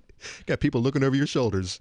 I'm sure, but I mean, I've been undermining the banking system as much as I can. I intend to continue doing it. And you got a whole video that's going to come out about it pretty soon. It's uploading as we speak. It's finished uploading it, but it needs all of the other stuff title it and publish it. It's going to be Aria did a not quite an hour, maybe 45-minute long about 45, presentation at the Bitcoin Embassy, which was selling Bitcoin, the ultimate guide or something, or ultimate how-to? Yeah, something along those lines. I don't remember exactly what I called it. It never had a good title. Straight up attack on the banking system. It was fun. Awesome. Yeah. Yeah, so I mean, the credit union is the same concept. It's using the banking system to undermine the banking system. Yeah. I mean, do you really think a credit union that I own is going to be anything that they even remotely approve of? I don't think you can own a credit union. Okay. It's a community one effort. that I created is going to be something. You and some number of board members would have to create this thing. So you're going to offer loans and the whole nine and... Well, I don't think you have to offer loans to be a credit union, but we don't have to have members who would request loans. Interesting. Wait, hold on. So all right, so you would have to keep it small. Yes. And there would have to be like a under the table, hey, oh, by the way, member, we really don't do that whole loan thing. And is that true about credit unions? I know that's the reason why they were formed originally. From what I've seen, they are required to provide a certain number of services, and among those is the ability to offer loans. Well, just because you offer a loan doesn't mean you have to give the loan, right? You could be you just sure. Yeah. Sorry, you didn't pass our qualifications. We can't loan this to you. You don't make enough money. Sorry. Yeah. Or whatever. Well, see, I prefer the other approaches. We offer loans, but only to members. And then you have careful control over who the members are because... But even if a member comes to you and is like, all right, I'm ready for my loan, you could just be like, well, we've reviewed your files, and I'm sorry, but we can't. And, of course, going back to what we were talking about earlier in the show about discrimination, I bet you there's some type of anti-discrimination laws where you can't say, I can't give you a loan because I don't like you. No, you certainly can't say that. You'll have to go through a whole list, a whole checkbox list saying, hey, you don't make enough money and or you have bad credit. You don't meet our qualifications. Well, what about religious discrimination? Because there are religious credit unions already, which is why I'm creating one. Would they decline me a loan because I'm a Satanist? Well, there is. Excellent question. I would be in support of them doing that, but they could decline your membership if you were a Satanist. Yeah, see. Right. And this comes back to my point, which is this: we will decline membership of people we don't know. Right. Yeah. Well, I mean, there's one credit union that I would like to be a part of here in this area, but they don't offer membership to to people who are not a member of their company. That's correct. There are. I know which one you're talking about. Or the hunting organization. Right. The gun club. There's a few companies that they've added. It was one of those credit unions where a lot of them started as a union just for employees and the family members of employees of a specific company. So the one that you're thinking of, I think, is Timken, which is they make precision like ball bearing parts and things like that. Yeah. But then over time, for whatever reasons, the board of directors of the credit union decided to branch out to clubs and stuff. What they call it is they're expanding their field of membership. So they say, all right, well, we were just the Timken Credit Union. Now we're going to add in people who are a member of, or a member of this club over here, or a employee of this other business that's related to us in some way over here. And so that's how they've expanded. Some of them, like one of them that became the Cheshire County Credit Union, since has been swallowed up by a much larger, much more evil credit union since then. But it wasn't originally the Cheshire County Credit Union. It was the Kingsbury Corporation, which was another local company that I think has gone out of business. I could be wrong about that. But at some point, they decided, you know what, we're just going to open it up to anybody that lives, works, or worships in the county. But almost all credit unions have some sort of qualifying membership, some sort of qualifier, meaning that some of them, it may be that you can join if you're a member of these companies or whatever, but sometimes there's like another way of, if you join this club over here and it costs $10 and then we'll let you join our So with that in mind, Ari, it sounds like you can get really elaborate on your membership rules. I think you can. And you can just keep You can. I mean, I have the documentation about it. I mean, you can get pretty elaborate. Hopefully. Well, don't keep me out. Hopefully, Satan's. Are you going to request a loan? No. Okay, then I wouldn't keep you out. You can join. Well, you have to be a member of the Reformed Satanic Church. Should there be a requirement that the person have cryptocurrency? Yes, they will have to have a Bitcoin Cash token, Satan's Bitcoin Cash token, in order to be a member. Do I have to sell my soul? No, you just have to ask me for a Bitcoin Cash token called Satan's crypto token. This is going to be glorious. What could possibly go wrong? A whole lot, probably. So U.S. government. Yes, exactly. U.S. bank profits fell by 69.6% to 18. Oh, no, it's so sad. No, it's only how many billions, trillions? Look how unhappy she looks. Yeah, she looks. And what did they blame this on? Or is this the? Well, to answer Ian's question first, it's to only $18.5 billion. Is this in the This is U.S. Bank. Okay, gotcha. In the first quarter of 2020. Only. As banks felt the economic impact of the novel coronavirus pandemic, according to data from a banking regulator. Well, and maybe it's going to get into this here in a moment. I have not read this story, but we've certainly seen stories. I've got one about 24-Hour Fitness, some sort of fitness chain. They're filing for bankruptcy. JCPenney recently filed for bankruptcy. We've seen little companies here in Keene, little restaurants going out of business, including one that was here for 24 years and just won the award for best bagels or whatever posthumously. They're closed. So we're seeing businesses going out of business because of the lost business during the coronavirus crackdown. Not because of Corona, but because of what the government did as a result of that. And so are we going to start seeing banks go under? I would hope so. Yeah, and how many is it to people just not paying their mortgages? Well, a lot of it is that, I'm sure. And it gets into it a little bit here. The FDIC reported that deteriorating economic activity caused lenders to write off delinquent debt and set aside billions of dollars to guard against future losses. So it was delinquent debt and them setting aside money to cover that that caused their profits to decline. Over half of all banks reported a profit decline. Not that any of them lost money. No, because they create it out of thin air. When the banks, this is the craziest thing. And no one's ever told us when we've talked about this a myriad of times over the years that we're wrong about this. There's no one who's ever said, oh, yeah, you guys you're misinformed on this. So I'm pretty sure this is accurate. When you go in and you sign that loan form, they just credit it to themselves on the books and you just pay it back. That money never actually exists. It never was in their vault. No. Yeah, it was money that they created literally from thin air using your signature. And it's one of these crazy commercial systems that the government has designed for commerce based on this debt money that they have. And this is one of the perks of being a bank. Because you're essentially a franchisee of the Federal Reserve System, the Federal Reserve grants you the ability to just manufacture money at the signing of a pen. And which allows you to make revenue, whereas you're literally making money. If you were only able to loan the money that you actually had in existence, they wouldn't make any money and they wouldn't exist. They'd go out of business. Well, they could still make money. Oh yeah, they could, but they wouldn't make as much. No, because banks don't want some of the money; they want all of the money. Evidently, however, 7.3% of lenders were unprofitable So there is that. We may see some lenders going under as a result of this. Well, yeah, if a bunch of people are defaulting on their loans and not paying their mortgages, they're going to have to recapture all that, and all that money's going to disappear, and those payments are gone. We might even see some of the small credit unions in the area go under that just don't have enough members. They're not making enough money. There's only that one you mentioned. Yeah, the other one got gobbled up by the bigger, a massive credit union. Bigger boys. Yeah. What do you think? Are you happy to see the banking system die? There's this and there's other companies going out of business. We're going to get into that here on Free Talk Live. That's 855-450-3733. Remember when you first heard about Bitcoin? How long did it take you to realize this little project would soon change the world? Do you kind of wish you had gotten involved sooner? Well, now's your chance to be part of the next revolution in money.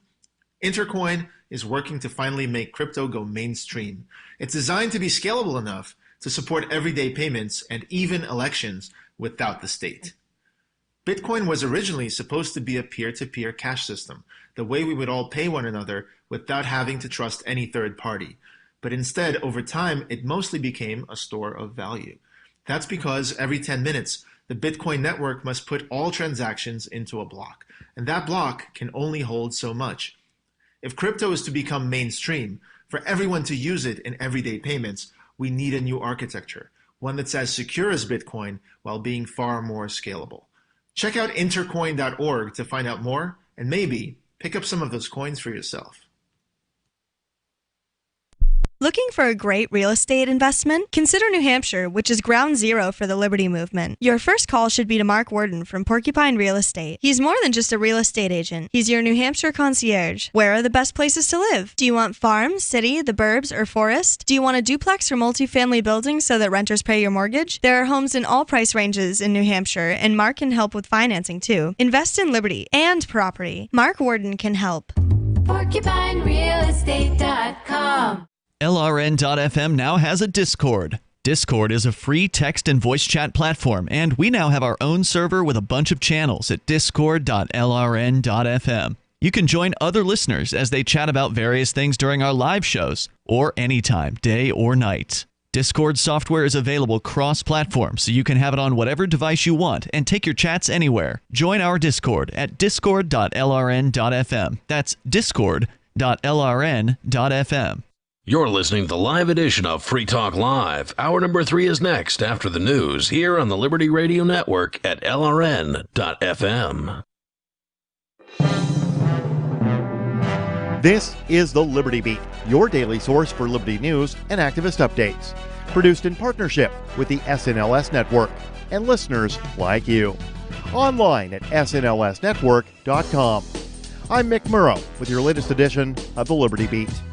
Gold is trading at $1,738, silver at $18.34, and Bitcoin is trading around $9,874.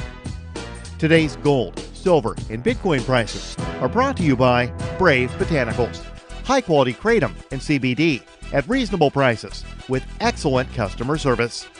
Brave Botanicals is activist-owned and mission-driven. The Liberty Beat and Brave Botanicals believe so strongly in the power of kratom, we're giving it away for free. Just go to libertybeat.news/free kratom. This is the Liberty Beat at snlsnetwork.com. In the news, conflicting reports about COVID-19 have sprung from both official and non-official sources. On Tuesday, Maria Van Kerkhove, PhD of the World Health Organization, caused a firestorm of reactions from health experts across the globe after declaring in a press briefing that transmission of COVID-19 via asymptomatic individuals is very rare. Mid-press news reports that less than a day later, Kerkhove was compelled to walk her statements back, clarifying that in essence, no one really knows. The harshest criticisms to the WHO's comments came mostly from the mainstream press, while the scientific community itself seemed more reserved, and in some cases, concurred. Professor Keith Neal, Emeritus Professor of the Epidemiology of Infectious Diseases at the University of Nottingham, conceded that the role asymptomatic transmission plays in the total number of new infections remains unclear, but symptomatic people are responsible for most of the new infections of COVID-19. Ever wonder where we find all the news to report right here on the Liberty Beat? Visit snls.news to get the world's most censored media published all in one place. Save yourself from the endless time spent searching for reliable alternative media. SNLS News makes it quick and easy. No ads, no clickbait, just raw headlines, 24 hours a day. Visit snls.news and get informed today without the corporate media spin. Your news now continues. Last week, a West Virginia law imposing strict reporting requirements for all asset forfeitures in the state went into effect. Enactment of the bill takes the first step that could lead to substantial reforms, including closing a federal loophole that allows police to bypass strict state asset forfeiture laws. Activist Post reports a bipartisan coalition of 2 Republicans and 1 Democrat introduced the House bill in February. The new law requires law enforcement agencies to report extensive details about asset forfeitures in the state, including the type and value of property seized and whether someone was charged with a crime when the property was forfeited. It also requires reporting on federal equitable sharing. Under the law, the information will be compiled on a publicly available website. After police in Seattle, Washington retreated from the Capitol Hill neighborhood, protesters took over the abandoned regime precinct and erected barricades to mark an autonomous zone for several blocks around it. 6 blocks of downtown Seattle have been declared the Free Capitol Hill Zone, or Capitol Hill Autonomous Zone, according to area activists that have taken control of Seattle PD's East Precinct on 12th Avenue and East Pine Street. The Free Thought Project reports journalist Julio Rosas tweeted photos from the zone, including flyers demanding that Seattle PD be defunded, and declaring that police will, quote, always be racist because capitalism requires inequality, end quote. Police Chief Carmen Best confirmed that her department evacuated the precinct on Monday evening as an exercise in trust and de-escalation. 2 days earlier, Seattle PD used flashbangs and pepper spray to push back demonstrators at 11th Avenue and Pine Street, just a block away, after they had moved a security barricade and allegedly threw objects at officers. Support for the Liberty Beat is brought to you by the Homestead Guru. The Homestead Guru is an educational website offering tips, tools, news, stories, and commentary on everything homesteading. Topics include green homes, gardening, animal husbandry, do-it-yourself, home remedies, alternative energy, survivalism, unschooling, and more. Those details are found online at thehomestead.guru. This is the Liberty Beat, powered by the SNLS Network at snlsnetwork.com. I'm Mick Murrow, reporting for the Liberty Beat, reminding you, spread liberty with a smile. It's being called the must-have tech gadget of the year. The Samsung Apex, which hits shelves today, streams video into your left eye, internet into your right eye, and sucks your dick all at the same time. Samsung spokesman Neil Werner is projecting the biggest sales in his company's history. Are you kidding me? This thing does everything, plus it sucks your dick, all right? And I know what you're thinking, and yes, ladies, there is a version for you that eats you out. Hanging up Apple, we beat you the punch on this one. Samsung's got you by the balls. In spite of the almost $1,000 price tag, customers are raving about the device. For my career, I do need the internet and TV, and my dick sucked all the time. I already have a TV and a girlfriend and a laptop, but to have all those in one device would be really nice. Even a run of bad press about unsafe working conditions in the Apex factory in India have not dampened sales projections. Yeah. Factory, switch up, blah, blah. How about you just plug your eyeball straight into the internet and get your dick sucked? This is the Onion News Network.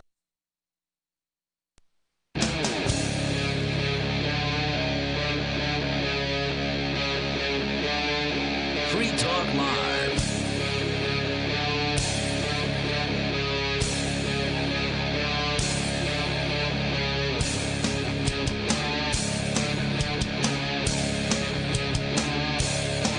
This is Free Talk Live, talk radio that you control.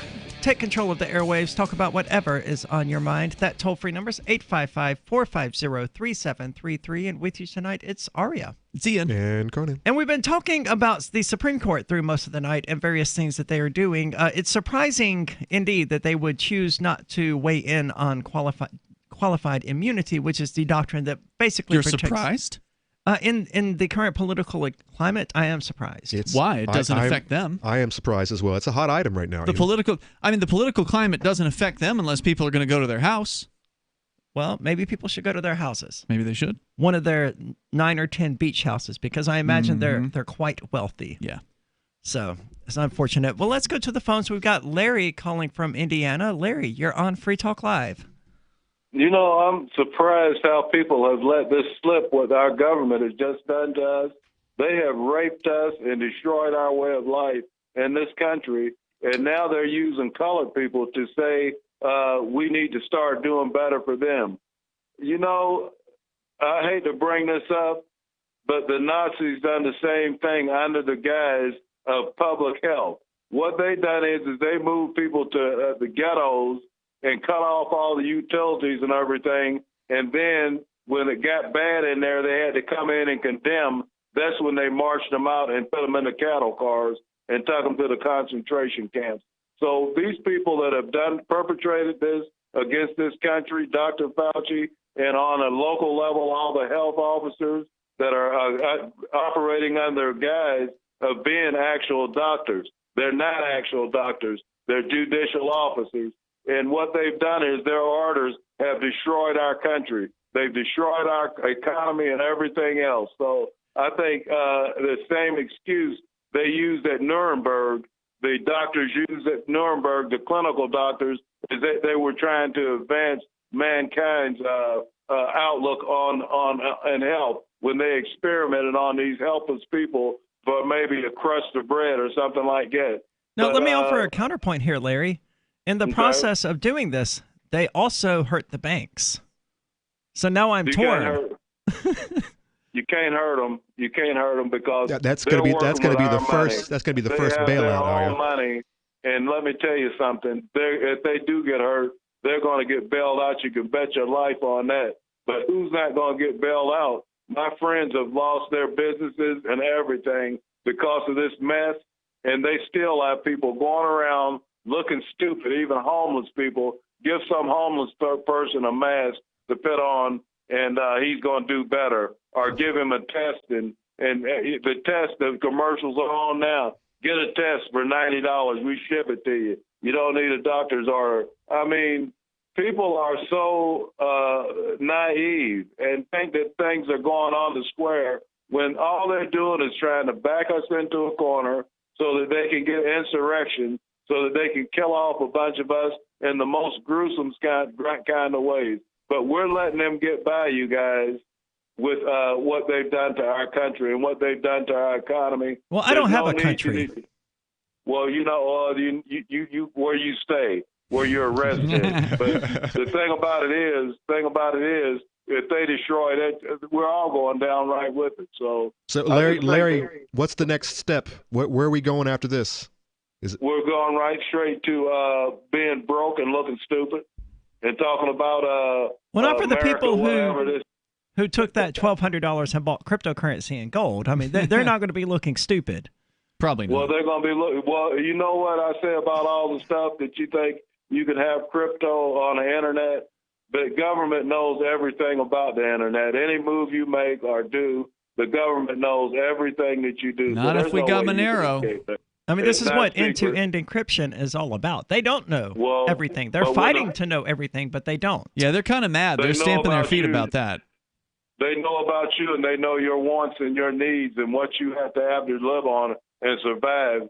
When they corner that market, like I'm seeing it now in all the stores, you get one price on the shelf, and then when you get to the register, it's $2 or $3 more. I caught it 2 or 3 times. And that's what they're robbing people. You sure you're not in Venezuela? No, I'm here right in America. But what happens is they are not paying their employees. They saying, hey, y'all get what y'all can. If y'all can shortchange, if y'all can raise the price maybe a quarter or something over what's marked on the shelf, then that pot will split that at the end of the week. That's a really cynical viewpoint. I don't know if there's any evidence for it. You know it's true. I don't believe that to be true. I mean, what he's basically saying is, at the pizza place that you work, he's saying that you would be charging the customer extra just so you can screw people. Yeah. And split the profit with the owner or something. It happened to me today. When I went in the back. No, Larry, what happened to you today was that you purchased an item that's shelf price hadn't been updated in the last week or two to reflect. It was probably a mistake. Well, I want to say that, but it's happening too many times. Some stock right now, boy so. was dragging his feet and he didn't Well, put yeah, the sure sale he price was. up or whatever it was. That's all it was. They're How old are probably you? Hey, I got Larry, a thank you. question for you guys. Huh? Okay, go ahead. How old are you guys? I'm 41. Okay, next one. I'll be 40 answer. soon. Y'all millenniums, then. A millennium? Why you naive? Okay. He's smart. He's older than we are, so he's smarter. Larry, thank you so much for the call. I would also point out that a lot of these places are probably short of stock staff and stuff who are supposed to do that at night. You mean because of COVID, they're not coming to work? Yeah. Mm. So, I mean, it may just be that they didn't have an employee there to do that. Or not enough employees. This is why, Larry, this is why you check your receipt every time. And, and you fight it, too, because usually if something is just blatantly mislabeled, you just tell them, and they're like, make it right. Apologize, Yeah. mark it down, here's your discount. Happened all the time. I used to work retail at Kmart down in Florida, and sometimes the system hadn't been updated with whatever the new price was, whether the new price was higher or lower, or whoops, I forgot to take down the sale price from last week. The sale price was still up, so I'm going to honor the sale price from last week because I forgot to take it down. Speaking of money, communities issue their own currency backed by Intercoin. They can choose to inflate the circulating supply of their own money to spend on internal projects, or they can choose to tax certain transactions and remove money from circulation. These activities deterministically change the exchange rate of the community's local money to Intercoin without affecting the other communities or the rest of the Intercoin ecosystem. Each community can choose its own policies and openly program them into their coins, and each individual can choose what coins to get and how to spend them with upfront knowledge of what they're getting into. Intercoin is attempting to regain some of our freedoms that are threatened on the internet and in the real world. And we think that's important here on Free Talk Live, so important that we accepted $40,000 worth of Intercoin tokens from Intercoin Inc. for advertising. If you also think freedom is important, well, check out Intercoin at intercoin.org. You can invest in the project and potentially make big gains, or just be involved and perhaps shape its future. That's intercoin.org, intercoin.org. And with all of these businesses like JCPenney actually going under because of the coronavirus They're going pandemic bankrupt. lockdown. I mean, they're going to close a couple hundred stores. Okay. They may be able to keep things rolling for some amount of time after that. I mean, Kmart still technically exists, even though they've closed an S-ton of Kmarts and, gone through bankruptcy. Sears as well. I mean, with all of this going on, financial independence would seem to be in order for every single American. And the best way to do that is to stop using the government's money. Stop using. No doubt. And as Larry pointed out, they're going to corner the market on what you need and what you want and all of that. I mean, that's fine. Let them do that, because I know that black markets are a thing. And if I want something, and if I have some money that the government doesn't control, then I can buy that thing I want. I can be free, even if the government doesn't want me to be, simply by not using their money. It's a big factor. I mean, you won't be free because they can still throw you in a cage. Sure. But you won't be abused by their money system anymore. And I won't be feeding into things like war and bombs, no doubt, and all of those, and the police state in general. I won't be funding the police officer's pension when he kneels on George Floyd's neck and kills him. Well, but you are, because you're still buying things at local businesses that pay taxes. Right, but I don't have any control over that. And a lot of these businesses do accept cryptocurrency, and I can use it there and not pay taxes on that. They're still paying taxes, though. They are, but I'm not. Anyway, this is Free Talk Live. Back with more of this. She became overweight, stinky, several vertebrae fused together. Sophie was going to be euthanized. DINOVITE.com. I remember Sophie starting the Dinovite. She has loved it. She is no longer stinky. She is full of life. Dinovite is nutrition. Get them on Dinovite right away while they're healthy. You won't believe how happy your dog will be. I get my Dinovite from DINOVITE.com. The next generation wallet is coming from Divvy. In just a few taps, you'll be able to send, earn, spend, and exchange digital money in seconds. Send money around the globe with only a swipe. Instantly exchange between Divvy, Bitcoin, and fiat right in the mobile app, and withdraw directly to your bank account. Divvy already offers the first one-tap solution for earning passive income with crypto. Multi-tiered masternodes allow everyone to partake in the network. Visit DivvyProject.org. DivvyProject.org. Got shaving irritation? Shave Secret shaving oil can help stop it. Shave Secret doesn't cost much and is an all-American product. My name is Chuck Howard, and I developed Shave Secret and pioneered its use starting back in 1991. Ingrown hairs drove me nuts for years. Shaving oil changed all that. Why put up with ingrown hair, bumps, red rash, nicks, and cuts? Shave Secret provides men and women with what we believe is the best shave ever. Our proprietary blend of 100% natural base and essential oils plus a hint of menthol was designed to help eliminate shaving irritations like ingrown hairs, bumps, red rash, nicks, and cuts. We'll lose those shaving irritations. Available at Super Walmart, H-E-B, Wegmans, Giant Eagle, Discount Drug, Navy and Marine Exchanges, Amazon, and ShaveSecret.com. Use the code FTL for Free Talk Live and get a discount. Shave Secret, the best shave ever. Anyone can publish on the internet, but not everyone is publishing material suited for online reading. According to the Yahoo Style Guide, it cautions that internet content has a few seconds, 3 or less, to encourage people to read more, to take action, or navigate to another one of your pages. So make it easy for readers to pick and choose.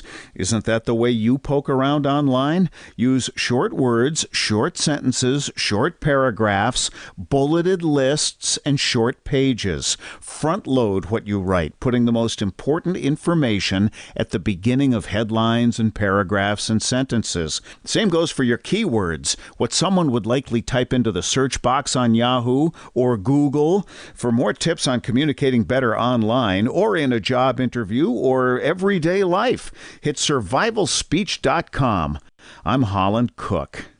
The LRN.FM social media channels have been revamped. We've eliminated Facebook and focused on other platforms like Twitter and Mastodon, the decentralized alternative to Twitter. On our accounts, you'll find posts from multiple LRN.FM show hosts together in one place. Follow us on Twitter at twitter.lrn.fm, or better yet, move to the decentralized Mastodon social media platform at toot.lrn.fm, toot.lrn.fm. I think you'll like it. Are you tired of governments murdering people around the world? Stop using their money. There is an alternative. Bitcoin is a stateless, free market, non-political currency. Bitcoin cannot be inflated or controlled by any government. By using their money, you are helping the state. Stop doing it. You have an incredible alternative available now. Learn it, use it, spread it. Get started with Bitcoin at bitcoin.com. That's bitcoin.com. You're listening to the best liberty-oriented audio streamed around the clock, on the air, and online. This is the Liberty Radio Network at LRN.FM.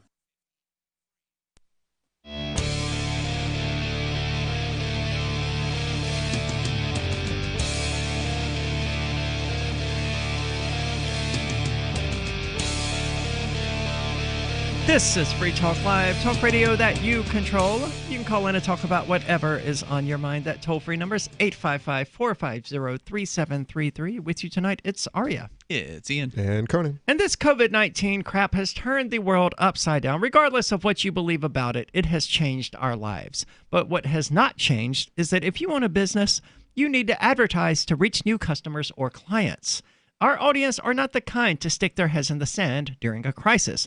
They are as fully engaged and more active than ever. Special advertising packages are available to you to help you not just recover but thrive. Email our sales manager, Matthew at freetalklive.com. One more time, that's Matthew at freetalklive.com. Now, 4 St. Louis police officers, it would seem, have done a terrible thing. But before we get into that, actually, there was something else that I said before we got into that. Then we got into something else. So sorry, getting ahead of myself. Let's go to the phones. We've got Dave calling from New Hampshire. Dave, you're on Free Talk Live. Hey, folks. So while the world has been distracted with COVID and unrest, the New Hampshire Liberty Alliance has been plugging forward, trying to support pro-liberty bills in the legislature. And they don't find very many, but they've found one that was voted on last week. And it is a bill to try and stop the authorities from using facial recognition software. Okay, awesome. When I was talking to you a moment ago, you said a facial recognition bill. I immediately assumed the worst. This is the opposite. It's, I mean, we can hope that it's the opposite. The Liberty Alliance thinks it is. And I guess it would prevent state agencies from using it. I couldn't find anything that indicated it would stop local governments from using it, but I just, I haven't read the whole bill, and I could be missing something. Well, if it's happening at the state level, I assume it would mean like the state police and things like that. I don't know to what extent they could actually say, Keene PD can't use facial recognition software. I don't know. I would love that to be the case. I'm sure they could say that if they wanted to. It's not a home rule state. But what's interesting is the Liberty Alliance just, has they're looking for ways to make things seem more relevant than, because these bills were, probably submitted before the COVID thing even happened. And they were, and so they're kind of, in a sense, they seem dated in comparison to the things everyone's talking about today. But the Liberty Alliance pointed out that the statistics indicate these recognition software, they have a way of targeting black folks somehow. I'm not sure how that works, but apparently they're more likely. It's just like the a curse, it does that to them apparently. I was under the impression that the opposite was true. Yeah, I don't think the technology is there to actually be able to read really dark faces. It's problematic. Because I've read about this on the internet before about how these automatic sensor bathrooms are effectively racist because they tend to not work for people with darker skin tones. So if something that simple doesn't work on black people, well, it may be just that they're saying alert the police to any black person.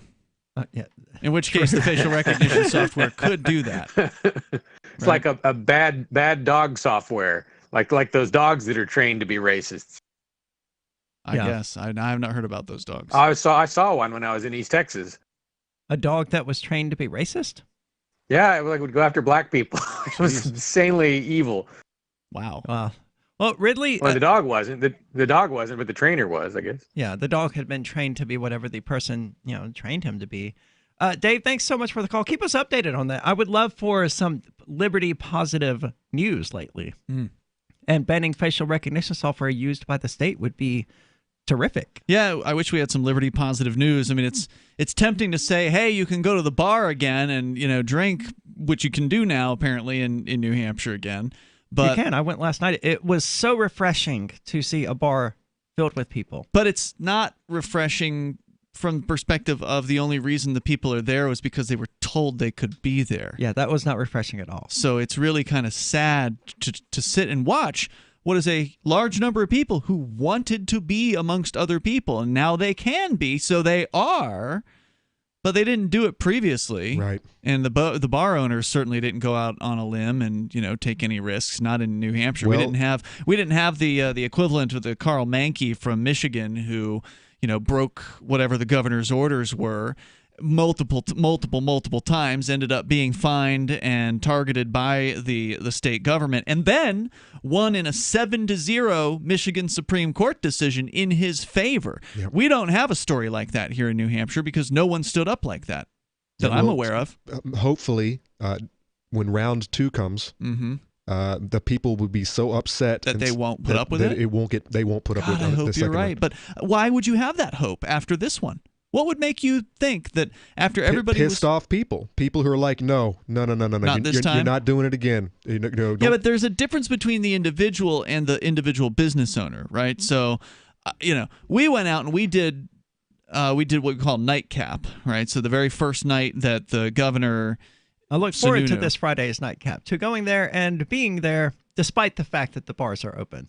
Right, so we are going to keep it going, from what I can tell. But the idea was, Sununu, who's the governor in New Hampshire, said you can't go out, stay-at-home order, can't gather with more than 10 people in any circumstance, blah, blah, blah. So that, among other things you guys are doing that you're breaking other laws as well. There are a few laws being broken, allegedly. Yeah, and so we which is nothing new in Keene. Nothing new.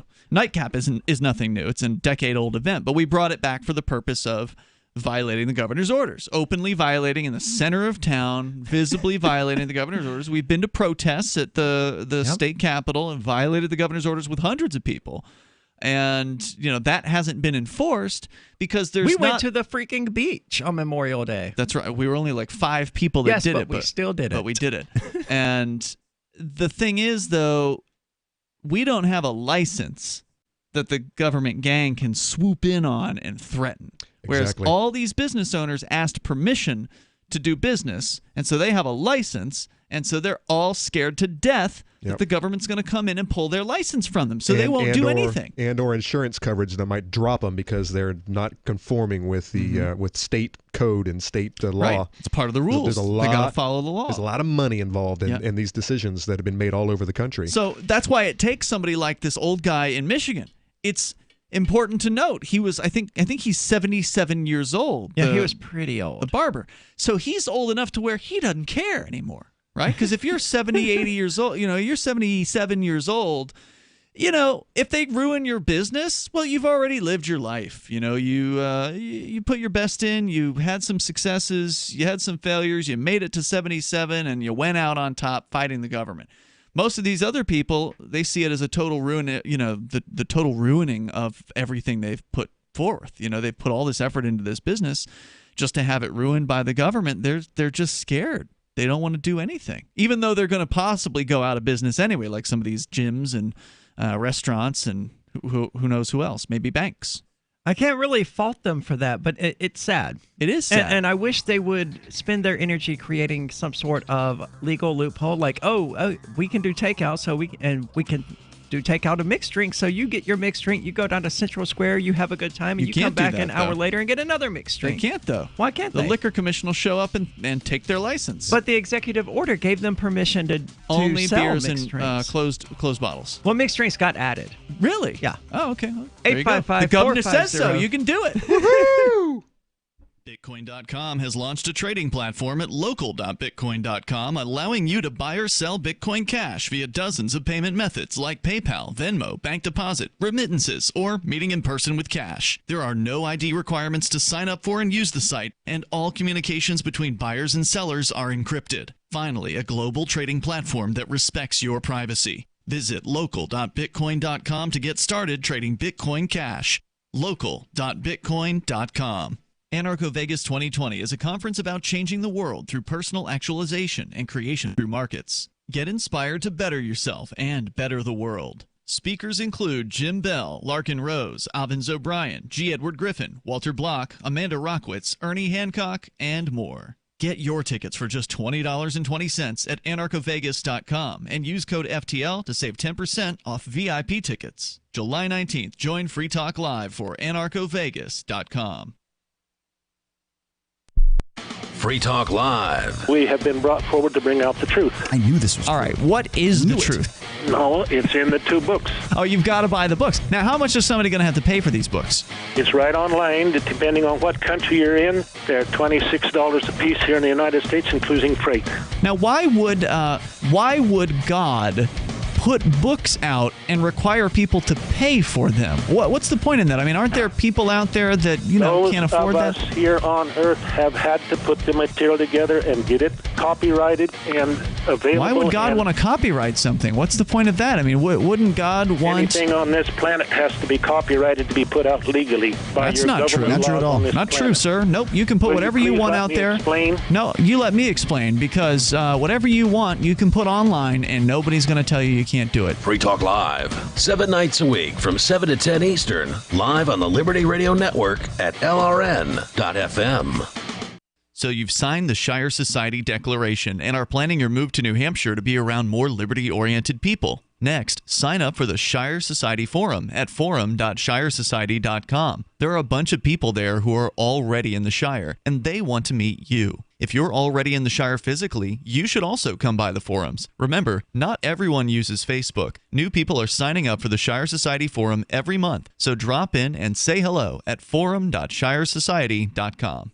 There are lots of ways to listen to Free Talk Live. Our podcast has been around since podcasts began, and now the FTL feed is loaded with content besides our full show archives. Did you know that we make it easy for you to customize your podcast subscriptions? We have different feeds, one that includes only our full shows, one with just the Daily Digest, and our main feed that includes everything. You decide what you listen to. It's quick and easy to customize your feeds at feeds.freetalklive.com. That's feeds.freetalklive.com.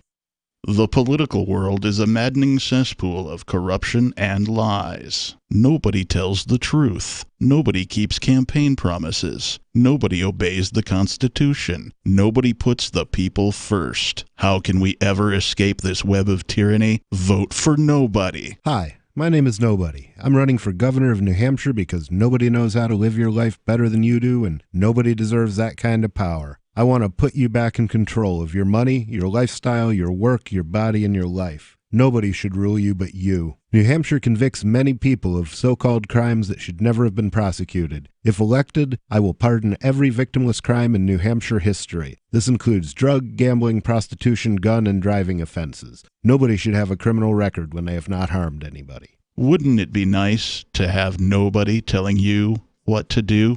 Learn more at electnobody.com. electnobody.com.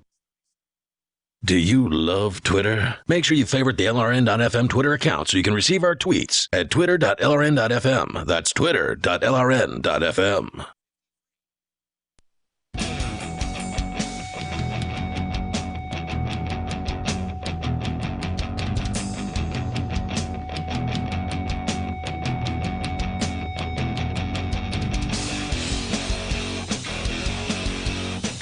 This is Free Talk Live, talk radio that you control. You can call in and take control of the airwaves, 855-450-3733. And with you tonight, it's Aria. It's Ian. And Conan. And I've got to be honest, Fork Fest just completely snuck up on me, despite the fact that I've been talking about it at least twice a week for the last, 7 months. It still managed to sneak up on me. It's this coming Monday. Yeah.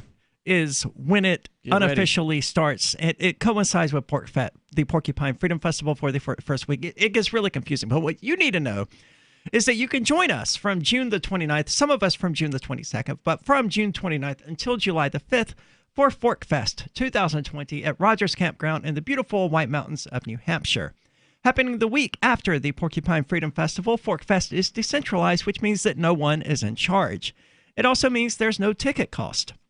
Just reserve your camping, RV site, or motel room with Rogers Campground for June the 29th until July the 5th.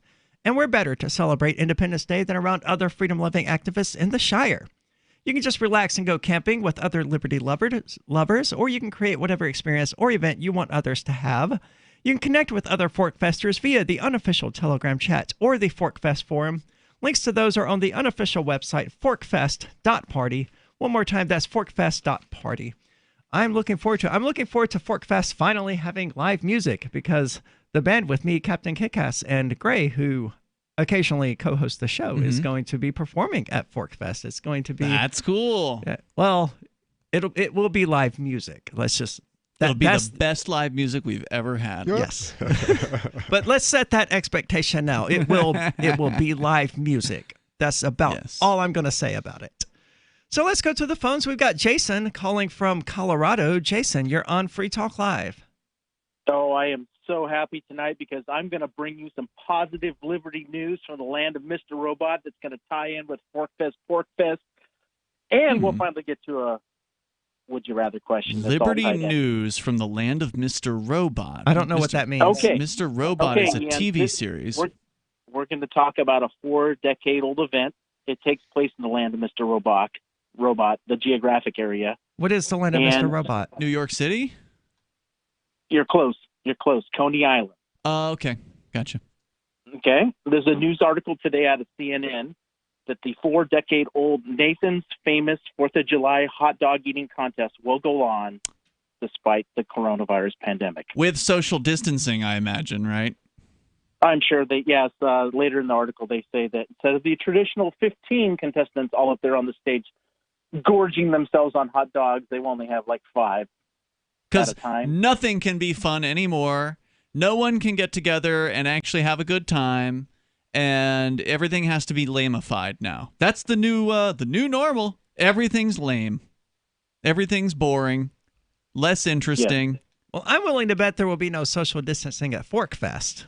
I sure hope there won't be. I think that there was some controversy over the Porcupine Freedom Festival, which is a centrally organized festival, where there were some people who were allegedly complaining because some people weren't going to wear masks. So apparently there are going to be some mask people at the Porcupine Freedom Festival if they show up, which basically the Porcupine Freedom Festival, from what I understand, is not going to enforce masks. So the people who are mad about that's that good, at least. may choose to not show up at all. So it'll be interesting to see how many mask people there are there. And you're not going to be able to eat a hot dog with your mask on. Nope. Okay, question for you. I just Googled the land of Mr. Robot. Nothing. What is the etymology behind that?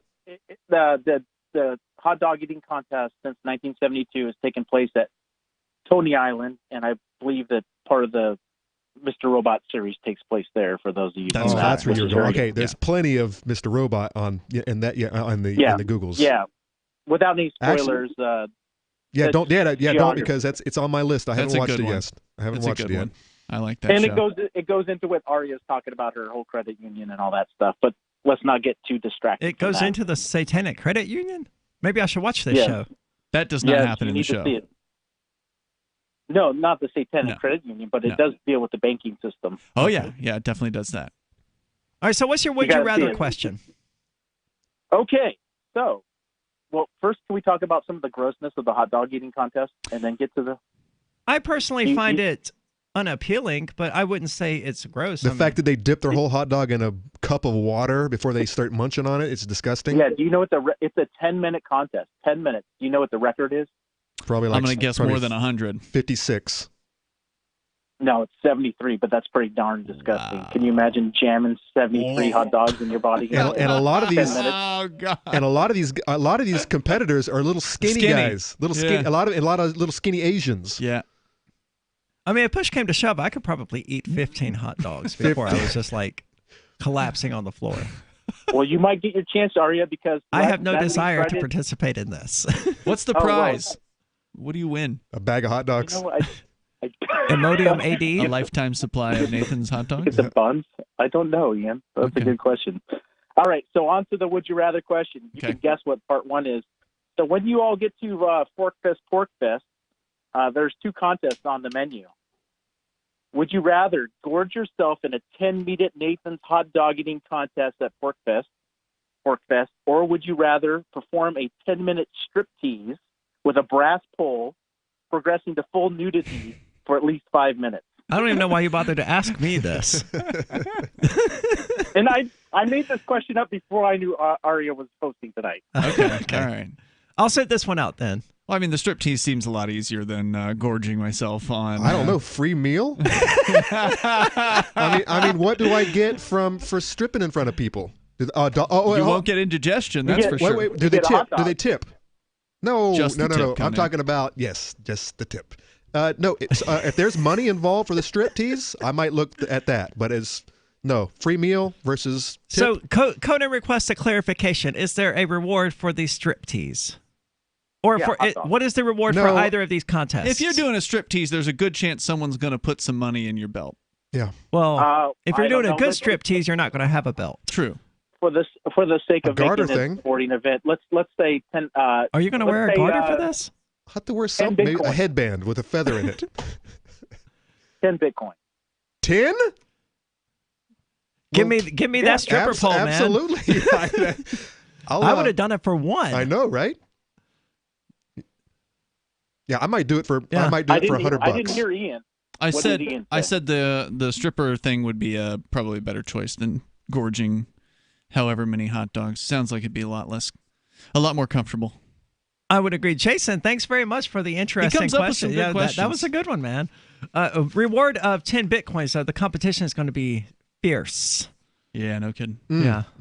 So you would have to wait. So you would have to win the competition. Yes. Ooh. Oh yeah. I mean that was a core part. I mean it's a competition. So how does that affect your decision, Conan?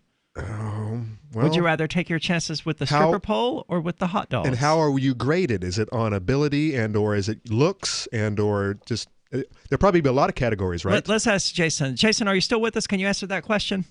I'm still here. Okay.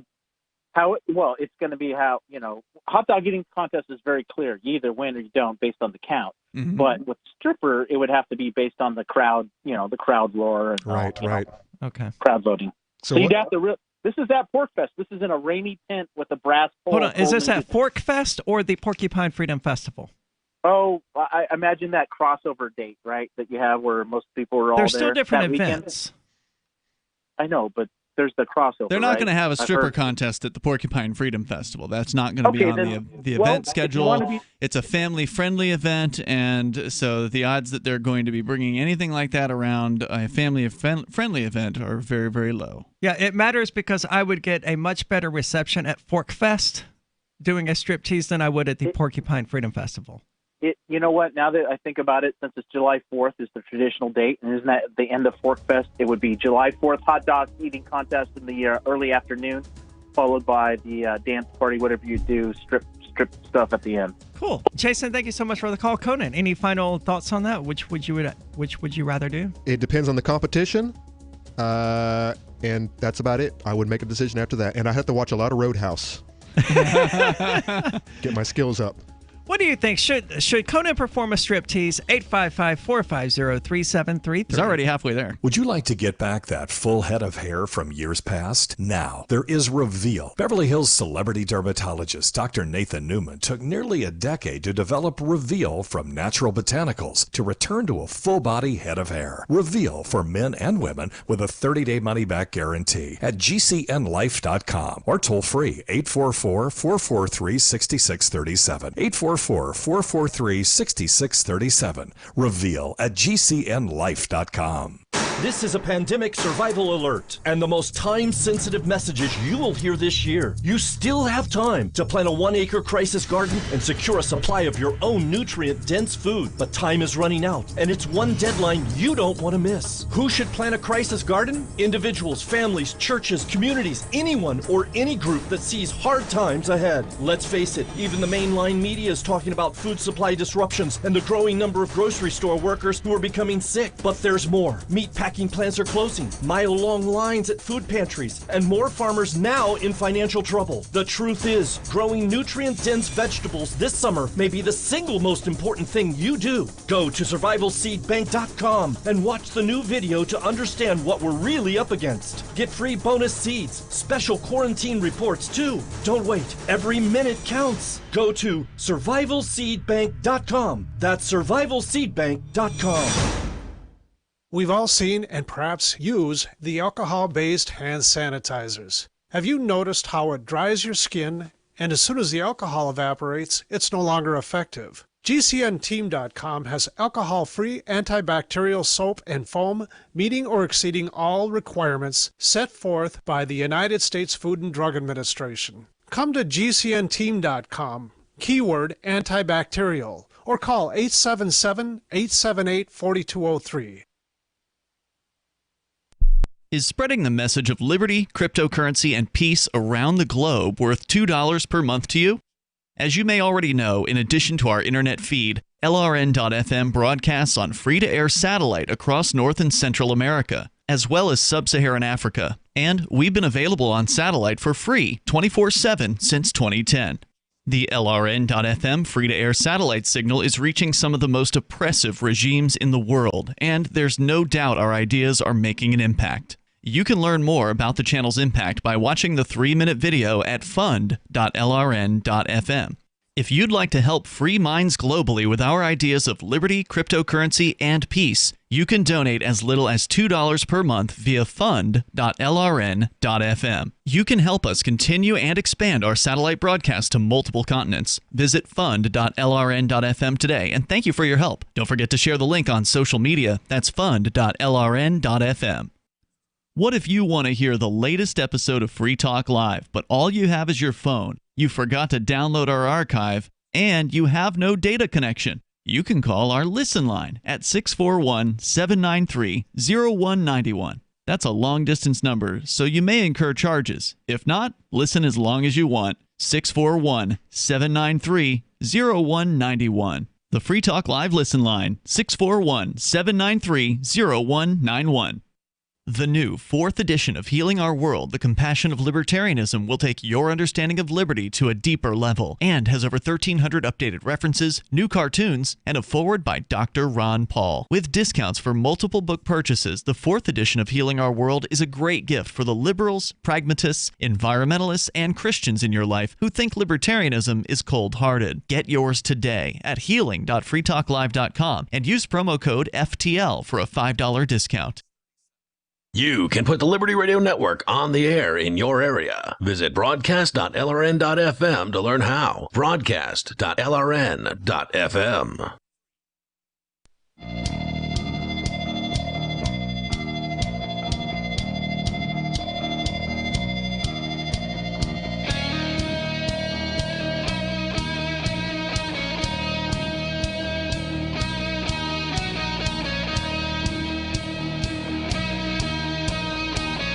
This is Free Talk Live, talk radio that you control. You can call in and talk about whatever is on your mind. That toll-free number is 855-450-3733. If you're quick, you can still get on the air with us. With you tonight, it's Aria.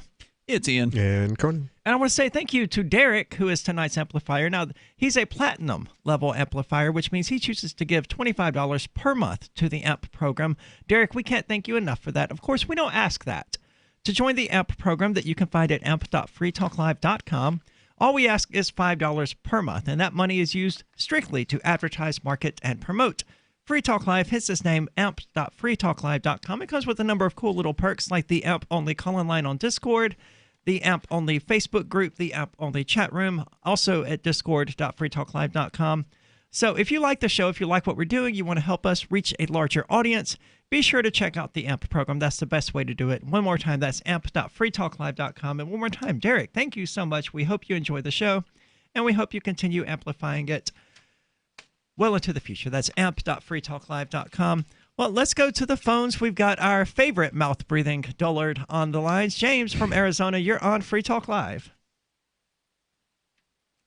Hello. Conan, the toilet paper delivery boy. I never figured you for a male seeking she-male.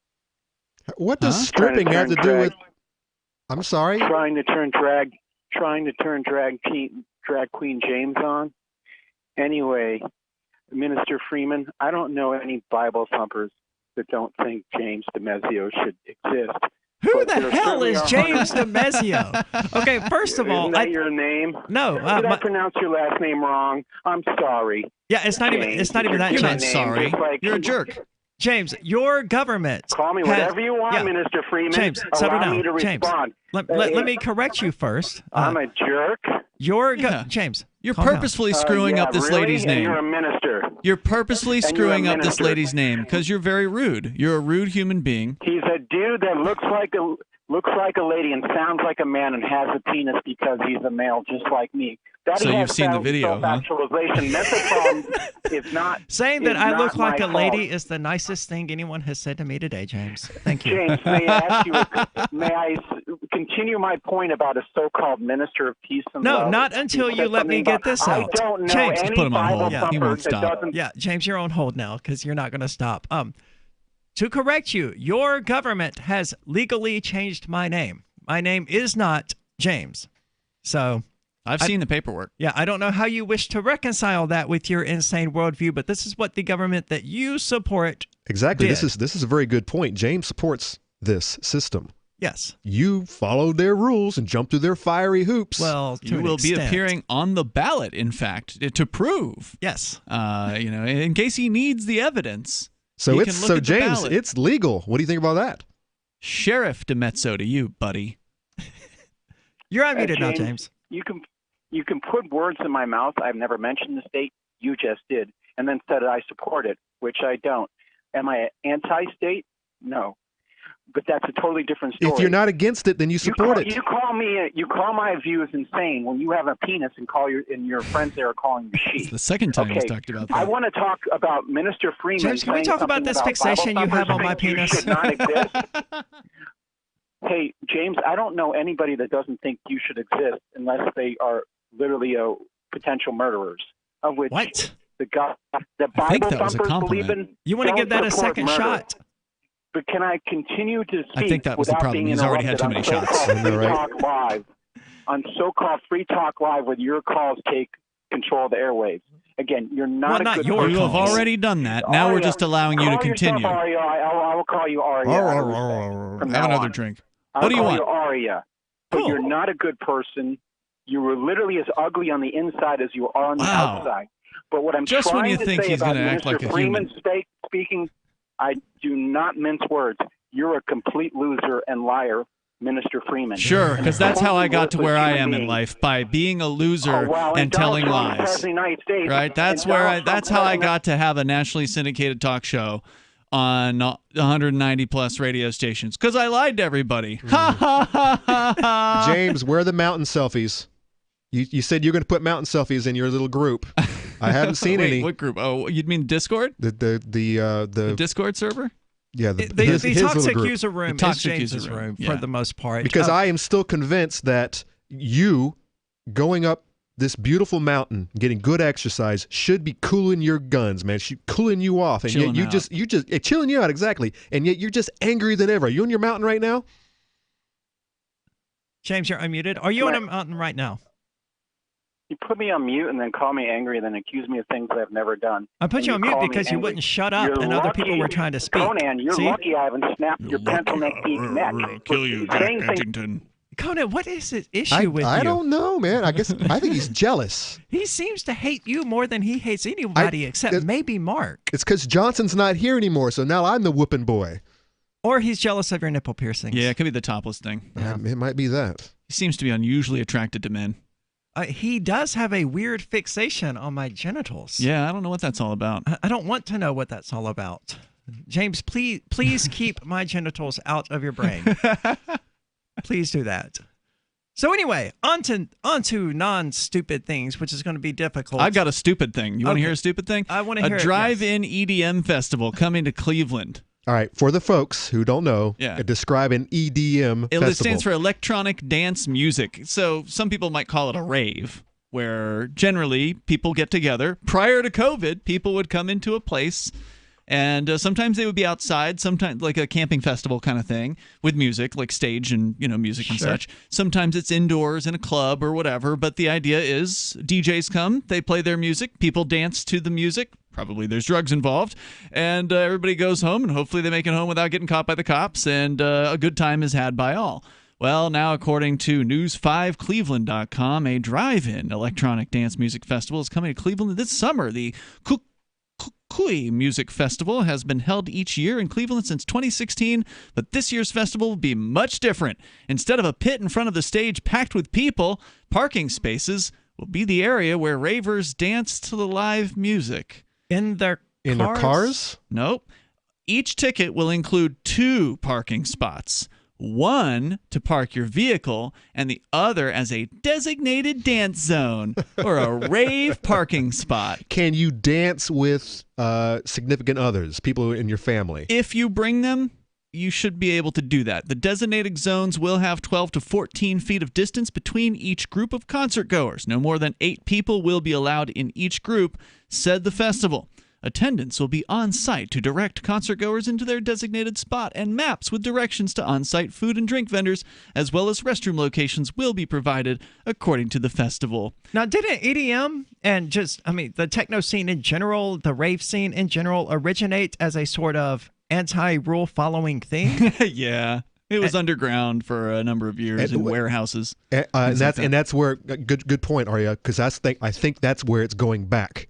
I think this is going to be the new. Well, it's going to have to. It's going to be the new speakeasies, where people get together in close proximity and close down warehouses, and they get to sweat and breathe on each other like they did in the old days. And that may be the case, and we may see the schism between the mask people and the free, no mask people. Yeah, I told you that's what the Civil War is going to break out over. It may be that it's not going to be left versus right. No. Us versus government. It's going to be the mask people versus the anti-mask. But I sent this to Renee, who is my ex-girlfriend, and she's a raver. So we've been to a few raves together, and I said to her, I said, "Oh, so lame," and gave her the link. She says, she's going. She says, "This is why Jesus changed his middle name to effing." So she's not happy about it either, because this is not what a rave is supposed to be. Any kind of concert, whether we're talking about a rave or whether we're talking about a music show. Yeah. And you know this as a performer, if you don't have people in front of you enjoying your music that you're putting out, dancing or moshing or whatever it is that they're doing to it, headbanging, then it's not going to have the energy, the concert, the experience. You have to have the energy. And you you as as the performer will get in the way of that. Right. You as the performer won't feel any energy from the crowd, and vice versa. They won't have energy transferring back from the performers. And the same thing's going to be true here. It's just going to be so pathetic. I mean, I feel so sorry for anybody that actually submits themselves to going to this festival, because I would just feel so embarrassed if I were at this place. Yeah, I would be embarrassed to go. perform at this place as a DJ or a musician, and I would be embarrassed to attend. It's like, you've got to be kidding me. But this is it. This is the new abnormal. And ravers tend to be city people, and they tend to be lefties, so they're probably afraid of COVID. A lot of them would be my guess. So they're probably going to go along with it. Well, the lefty rioters aren't afraid of COVID. That's true. It doesn't seem that way. We are expecting concerts to basically be postponed until 2021. Pathetic. Yeah.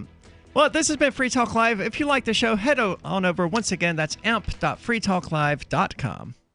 Remember when you first heard about Bitcoin? How long did it take you to realize this little project would soon change the world? Do you kind of wish you had got involved sooner? Well, now is your chance to be a part of the next revolution in money. Intercoin is working to finally make crypto go mainstream. It's designed to be scalable enough to support everyday payments and even elections without the state. Bitcoin was originally supposed to be a peer-to-peer cash system, the way we would all pay one another without having to trust any third party. But instead, over time, it mostly became a store of value. That's because every 10 minutes, the Bitcoin